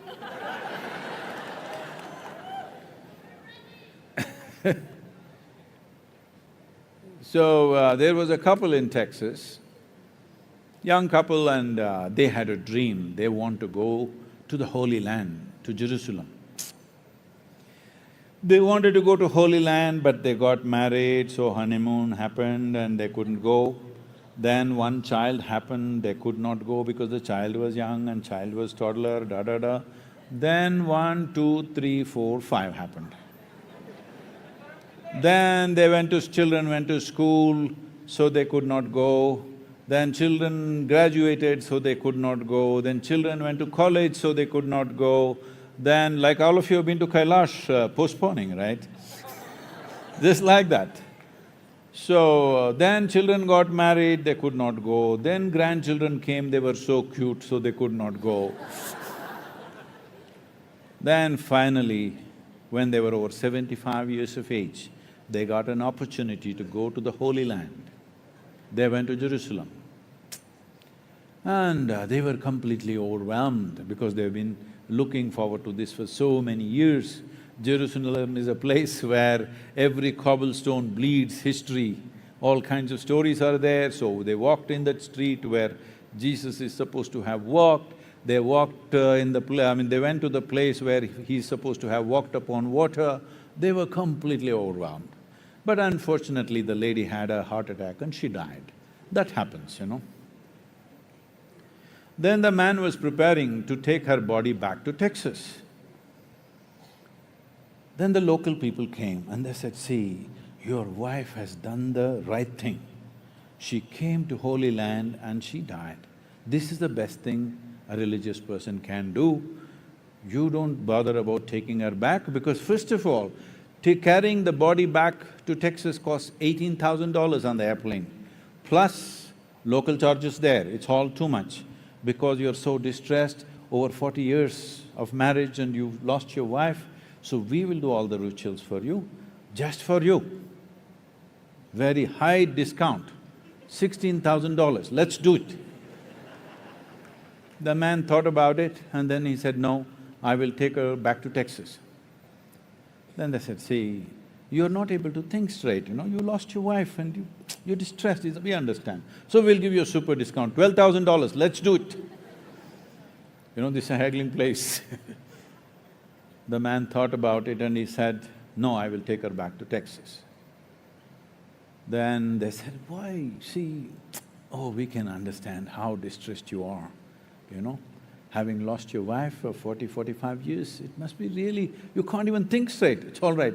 We will give you an absolute below the price discount, $6,000, let's do it, let's do it, let's do it. The man thought about it and he said, no, I will take her back to Texas. Then they threw up their hands and said, what is this about? We've given you all the discount that anybody can give you, why are you saying you'll take her back to Texas? So he said, in Texas, dead stay dead.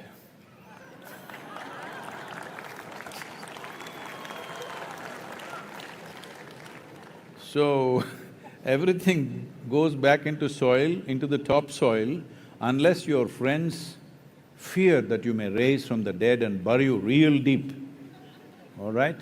You need to know this every time you step out. You need to know this. Who you are is just a pop-up from the soil and you will pop back anytime, all right? I'll bless you with a long life, but you will die one day. Is that okay? Hello? So, the indigenous people of the world, all of us were indigenous at some time.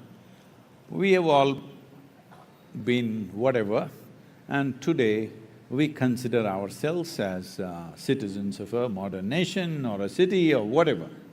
So the indigenous people also must organize themselves, not go on crying about what is gone, preserving the culture and the valuable part of your culture so that it perpetuates into future, but preserving individual lands, indigenous lands and indigenous nations as it was in the past.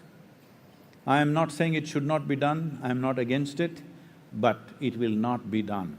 I know the politics of this world, I know the economics of this world, it will not be done.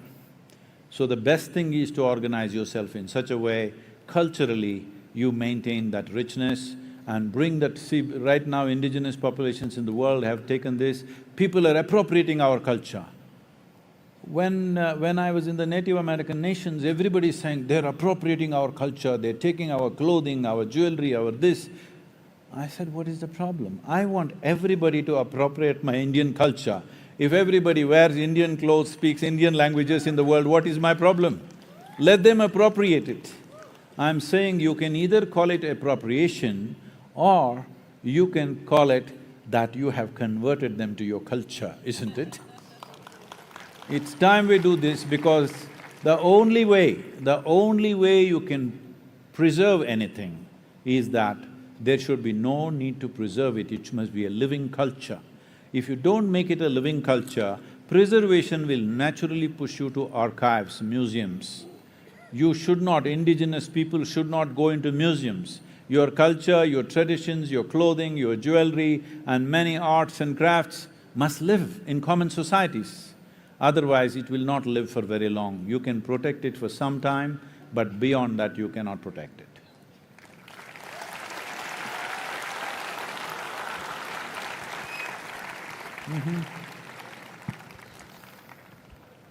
Namaskaram, Sadhguru. Namaskaram, Sadhguru. I'm Srijana from Nepal. You had spoken about… you have mentioned about Linga Bhairavi consecration happening in Nepal next year. Can you please speak more on Linga Bhairavi and consecration? Oh.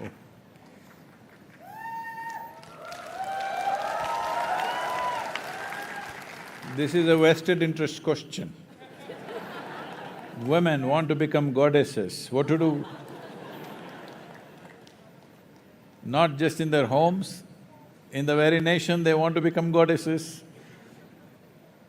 That'll be wonderful. Well, you must understand this, across the world, without exception, every culture had the culture of divine feminine worship, every culture. But in the last 1,000 years or 1,200 to 1,300 years, this has been systematically uprooted all over the world because very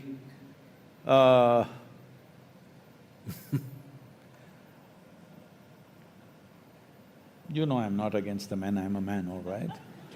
So, very masculine, powerful, conquering kind of religions where divine feminine was a problem and they uprooted everything. Anywhere you go to Arabia, you go to Europe, you go to Eastern Europe, Central Asia, Africa, South America, North America, everywhere there are ancient figurines of divine feminine in their own forms. Because no sensible human being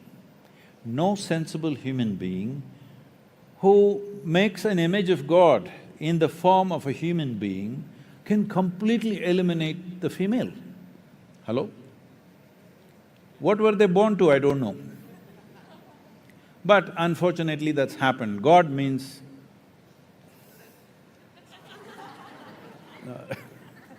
okay, there's a man up there. So, this is the only culture, this subcontinent is the only place where it's still in a strong living force. There is not a single a village in India without a Mariamman or a Mari or a Kali or a Bhairavi or something like this. I'm sure it's the same here, Kali and other things in Nepal also, because this is very important. There are many other spiritual aspects to it, but socially it's very important that, as I said earlier, see, men and women can live together in a sensible way only when there is a stable civilization. When there is a war, when there is strife, when there is violence, women will sink because that is the nature of their biology. It'll not work for them. So to keep societies in that condition, it was very important that even if things go out of hand, that women are left out of those things. So divine feminine was very, very important. Devi temples always protected women and they were looked up to, and this is a culture where a living girl is being worshipped as a goddess, all right? So, there are other aspects to it, but I want you to just look at the social significance of this. Oh, is it necessary to trap that girl there and do puja to her? Well, you can change that form of how you do things, but the important thing is you're looking at a female person, maybe a child, but you're looking at her as a goddess. This is important. Socially, this is very important. Because in the recorded history, if you look back, most cultures in the world have done most terrible things to their own women.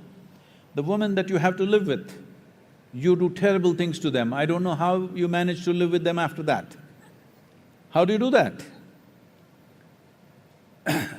So, Bhairavi is a powerful energy form, it is a feminine form. What these deities mean is, maybe I don't know if still these words exist in Nepal, but in southern India, even today we refer to our deities as yantras. The word yantra literally means a machine or a device. So this is the only culture which is conscious that we made our gods. Everywhere else people believe gods made them. But here we know we made our gods. We know the technology of God-making. What technology of God-making means is, when I refer to Devi or Dhyanalinga as a tool, many of our own people get very offended, Sadhguru, Devi is everything for us, you can't call Devi as a tool. I said, we'll do one thing, you come to the yoga center, I'll give you a plumbing job, maintenance, plumbing maintenance in the yoga center, but no tools, with your hands. You do plumbing, your skin will go away in the very first day. And then you can use your teeth, they will all go. By third day, you will be in a condition, if I give you a wrench, you will… Hello? Will you or will you not? Because human life is what it is on this planet only because of our ability to use tools, isn't it? Otherwise we would be nothing. So, these are tools. As there are physical machines to enhance our activity, every machine that we have created, we have only created them to enhance the faculties that we already possess. Say, because we can walk, we came up with a bicycle to go faster. Suppose you were made like a tree, rooted to one place, would you have invented a bicycle? Because we can talk, we have a microphone, we have a telephone. If we could not speak, there was no speech in our life, would we come up with a microphone? For what? So everything that we have done in the form of technology and tools and machines is just an enhancement of the faculties that we already possess. So in the same direction, we evolved powerful tools to be able to do something that we are not able to do with our own bodies. Right now, can you run as fast as an automobile? You're here today because of your automobile. Hello? Some people are screaming, Sadhguru, we love you, love you. No, no. It's the gas and the automobile which brought you here, all right? Because without that tool, you wouldn't do most of the things that you're doing in your life. Similarly, there are other tools which are not physical in nature. We can create very complex energetic tools, which generally were referred to as yantras. Yantra literally means a machine, okay? So, there are many examples. I am a living example of this, completely uneducated, just playing through my life. But everybody thinks I know everything in the universe. It's not true, I know nothing. It's just that there are tools. See, if you take binoculars and look there and say, oh, I see an elephant on the hill, and not you, I was just talking about the hill. Others see, no elephant, I can't see, but I can see an elephant. Suddenly you're better, isn't it? Simply because you can see something that others cannot see. If you can hear, smell, taste, touch, things that everybody else cannot do, suddenly it's an enhanced life. So this is what the deities are about. They are not…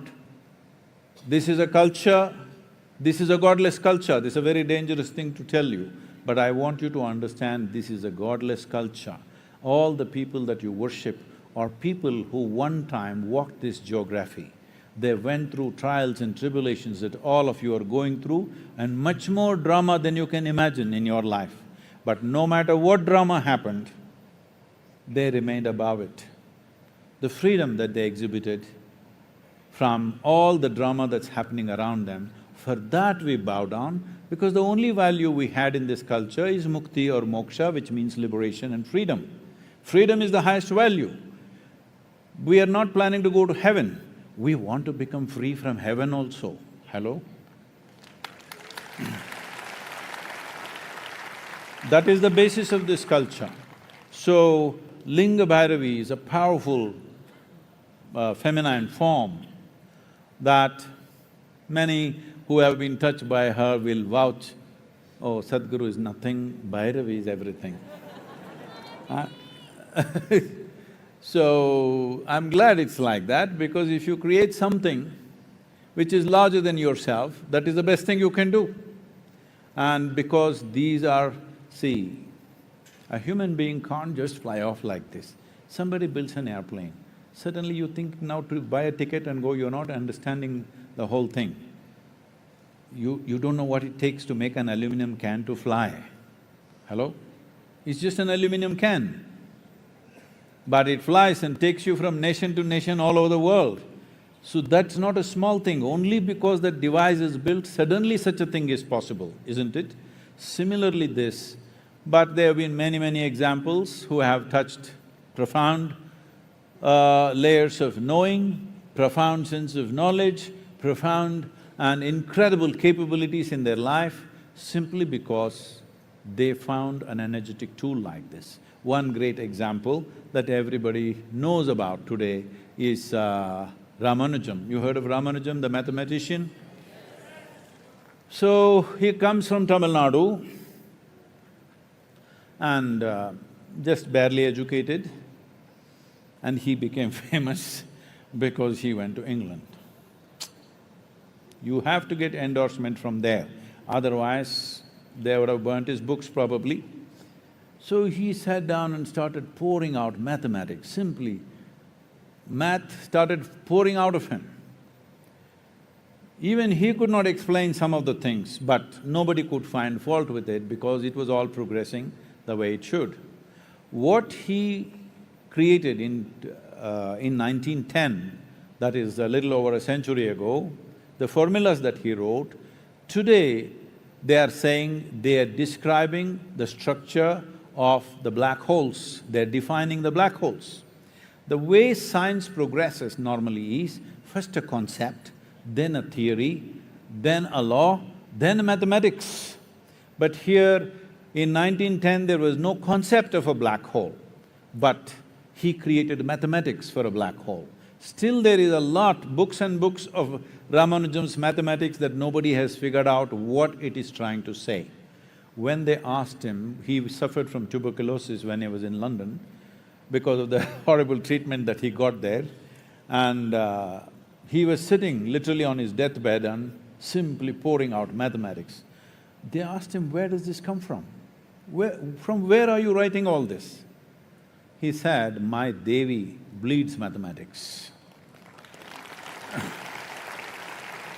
So if you find access to certain dimensions of… I don't have to say this much, in Nepal, still it's a devout society, still strongly, but you must understand the value of this culture is not absolutism.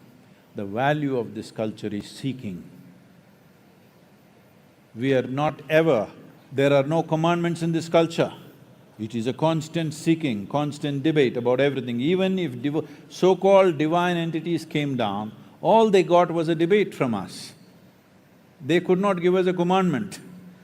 When Shiva Adiyogi, Shiva was here, his wife freaked him with 1,000 questions. When Krishna spoke to Arjuna, the only person who was so close to him, that guy asked hundreds of questions. Hello? So in this culture, there are no commandments because there is no absolutism. There is no such thing as this. Okay, this is a man, this is a woman, that is a god, this is a devil, there is no such thing. You can grow into your divine nature. That is what this culture is about.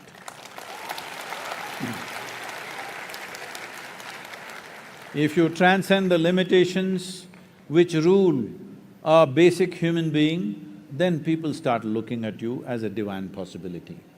It is very appropriate, for example, in India, certain media and people also saying Tendulkar, Sachin Tendulkar is a cricketing god. It's right, because if somebody excels beyond what we consider as normal, we say he is divine, he is blessed. So, in this direction, Bhairavi Devi is a powerful form and a tool. We would like you to make use of this. I think 7th of March is the date fixed for consecration.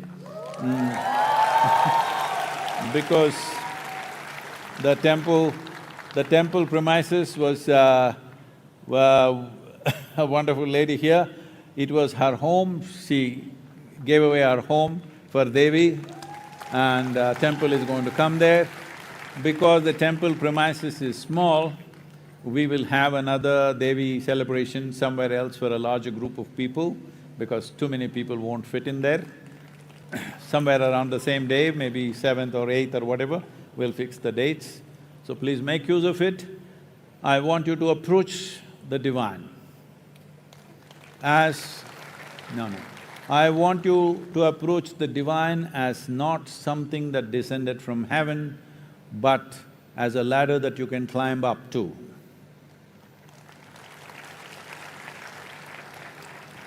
It's a higher possibility of who you are. Please. Anybody, please take the microphone. Hey, only girls are getting the microphone, what's happening here? I think I spoke too much about the divine feminine. Namaskaram, Sadhguru. My name is Shrishti. First of all, I want to thank you so much for all the work that you do in creating an eco-friendly world. Question. Okay, sorry. Okay, my question is, what message would you like to give to the youths and the people of Nepal in how we can contribute with the Save Soil movement, and also how to live more eco-friendly and more sustainable way? That's all. Thank you. So, who is youth? Me or you? So in my In my understanding, anybody who is fit enough to be alive is youthful enough. Hello? If there was no zest in life, they would be gone. They're still here means they're youthful. So don't… We have separated human beings in so many ways. Race, religion, caste, creed, gender, this, that. Now don't use age numbers as a way of separating people. Because are you Generation Z or something? No, you're not Z. Okay, that's good. Because whenever people say Gen Z, I get scared because that sounds like the last generation on the planet. Don't be Gen Z, let's start AB something, huh? Or let's start a number is limitless. Gen Z is not a good name to take on. So what can we do? See, everybody would like to do some token thing. You would like to go and fix your kitchen garden. Very cute, but it's not a solution. You would like to compost your vegetable waste. How much vegetable waste? 500 grams per day. Very cute, but not a solution. So like this, many small things we can do. You please do those small things, I won't talk about it. But that's not a solution. Right now the solution that we want as quickly as possible is, we want this enshrined in the policies of the government. Why it should happen is, see right now if you go to the old part, I won't say, in any city, if you go to the old part of a city, homes will be built in such a way, there is no concept of a window, wall to wall, they've built homes. Why did such a thing happen? Because there were no laws as to how to build a home. Whichever way they could, every piece of land that they had, they built it up. Today if you want to build a home, there are some laws. If you have 10,000 square feet of land, you can't build 10,000 square feet. Something you can build, something you have to give way for others and space for you to breathe and your neighbor to breathe, all this. But if you own 100 acres of agricultural land, you can plow every inch of it. In 10, 15, 20 years, you can turn it into a desert. Nobody will ask you, why have you done this? Because there are no laws. We are asking for laws. If you own agricultural land, it's your business to keep it alive. If you want to keep it alive, minimum 3 to 6% organic content should be there. If you cannot keep it alive, you should not hold agricultural lands. So this cannot be done by force, it can only be done by incentives, by incentivizing the farmer to raise the organic content. Because farmer's economy is in such a condition, if you shake it, it'll collapse. Farmer's economy across the world is in this condition, if you touch it too hard, it will collapse. The highest number of suicides across the world among any given profession is among the farmers.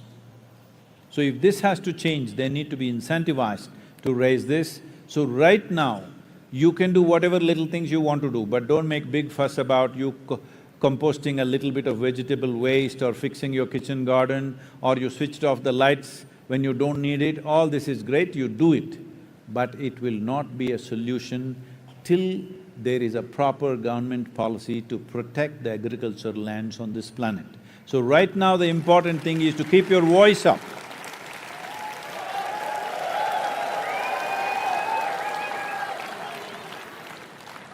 I think we should close. I see all of you getting sleepy. Just one more question, we'll stop, okay? I get the boys to ask a question on gender parity. Namaskaram. Namaskaram, Sadhguru. Who is that? Namaskaram. It's me here. Yeah, please. First of all, it's my pleasure to be here. I'm very happy. My question is, sort of nervously a bit, sorry about that. So, girls, take the microphone. No. My question is, I mean, I'm a happy man in my life. I'm doing fine. But I want to know what it feels like being you because you're an enlightened master. And what's the way for us to get there? What's the way for us to get there? Is there any prescription that you could give us and we could try to, implement in our lives so that we can be like you? Within this hall, I'm not able to figure out which is south. Which is south here, this one? South is this way, huh? Really? I think it's here, probably somewhere here. Okay? Anyway, if you open your phone, fix the south, just keep walking till you hit Isha Yoga Center. Rest we will see.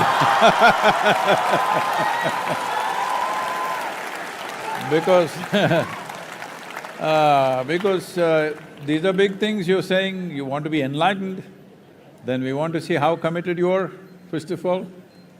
Because you must understand this, nothing worthwhile in your life will ever come to you unless you have some relentless commitment towards it.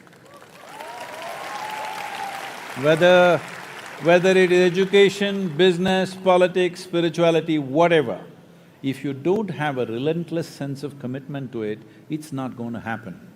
If you're thinking, I will do what is comfortable, you will be comfortable, but nothing significant will happen. If anything significant has to happen to your life, you must choose which way.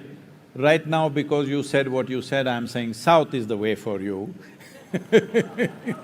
that you must show that commitment, otherwise nothing will yield. When you show that commitment, this is not big problem. As I told you, the whole process is about human evolution. Will we allow it to nature's device to do it slowly, or will we take it into our hands and do it upon ourselves that will evolve quickly in this life? This is a choice that you have. You must exercise this choice, because once you're human, it's your privilege to do everything with yourself consciously. This is why Save Soil is also under the banner of Conscious Planet, because without conscious human beings, our very intelligence and capabilities have become a serious problem to the world.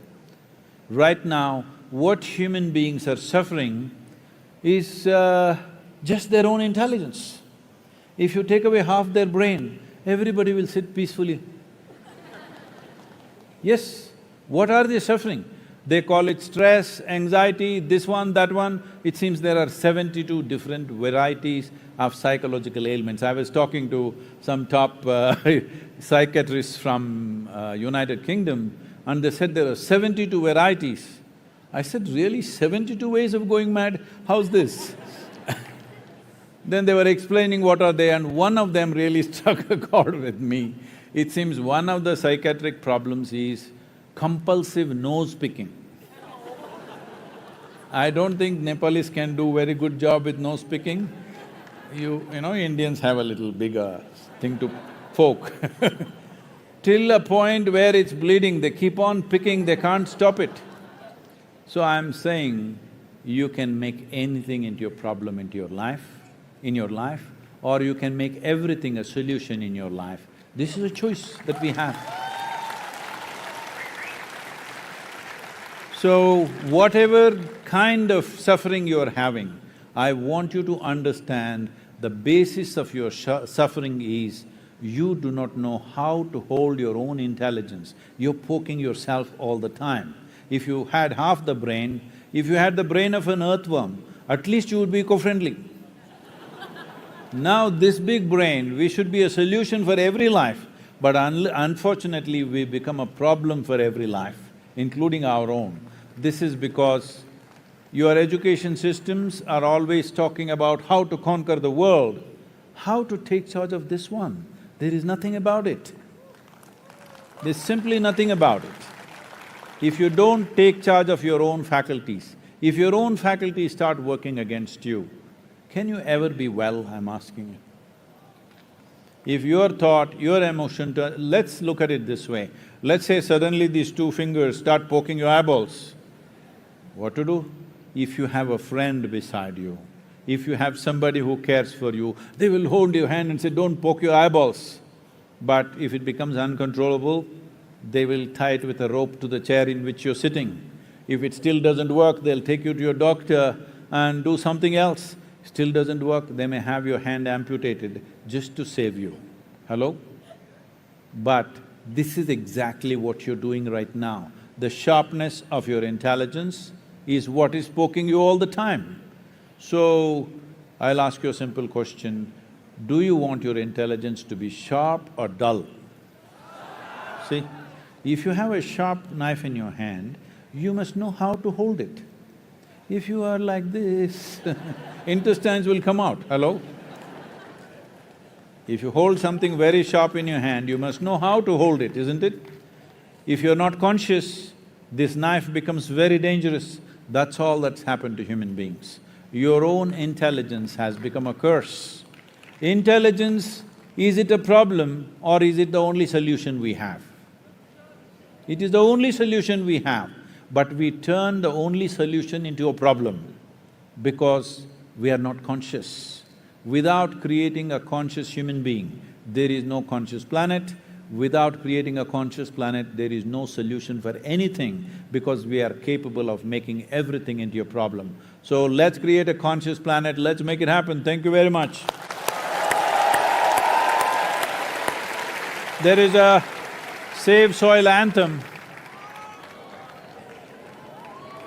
Where is the anthem? Le le le le le le le. Le le le le le le le le. Le le le le le le le le. Le le le le le le le le. Le le le le le le le. Le le le le le le. This very body is soil. My body, your body, everybody is just soil body.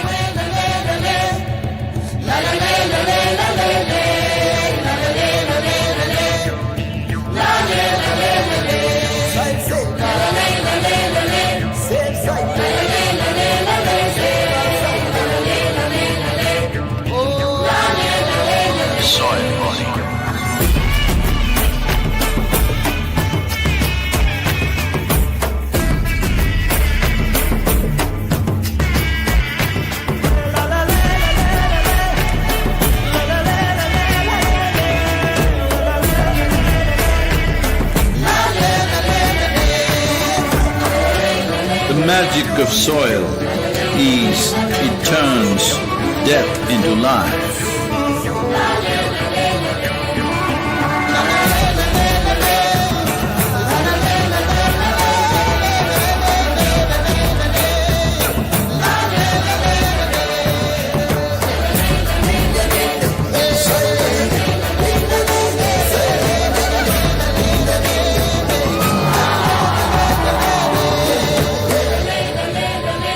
Depleted soils will not quench the fire of hunger. Unquenched hunger can burn the very world. This is a generational responsibility. Save soil. Let's make it happen.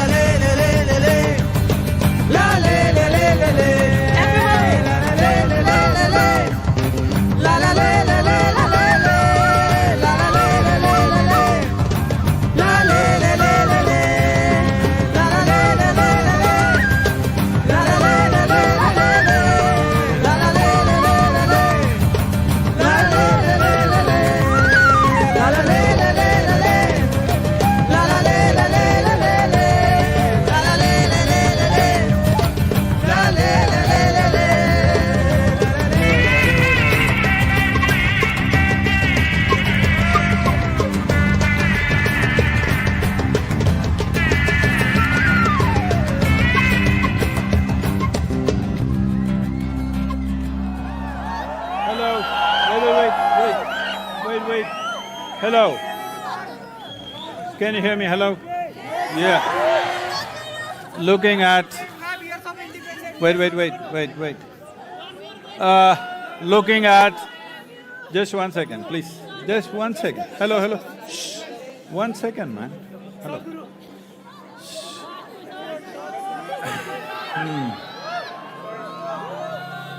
Hello, can you hear me? Looking at the amount of youth energy that Nepal has, I'm just thinking if this… See, the best thing about the Asian nations right now is we have this demographic dividend of young people being majority of the population. But this is only an advantage if we have very focused, intense and disciplined youth. If they are not focused, not intense, not disciplined, they are doped down. I don't use the word doped up, they're doped down. Then they are a huge liability for a generation. So as a part of this, as I look at you, I'm just thinking, there was no plan. As I look at you, I'm thinking, if we bring physically Project Samskriti to Nepal, are you all there? It takes discipline and intensity to do this. So, all those who want to, I don't know what… there must have been some registration number, right? Use the same number and express your desire that if you are willing to spend either 1 month or 3 months or 6 months or 6 years or 12 years, what you are willing to spend for these disciplines to make it a part of your life. If you express that, we will see how to facilitate this, okay? Thank you very much.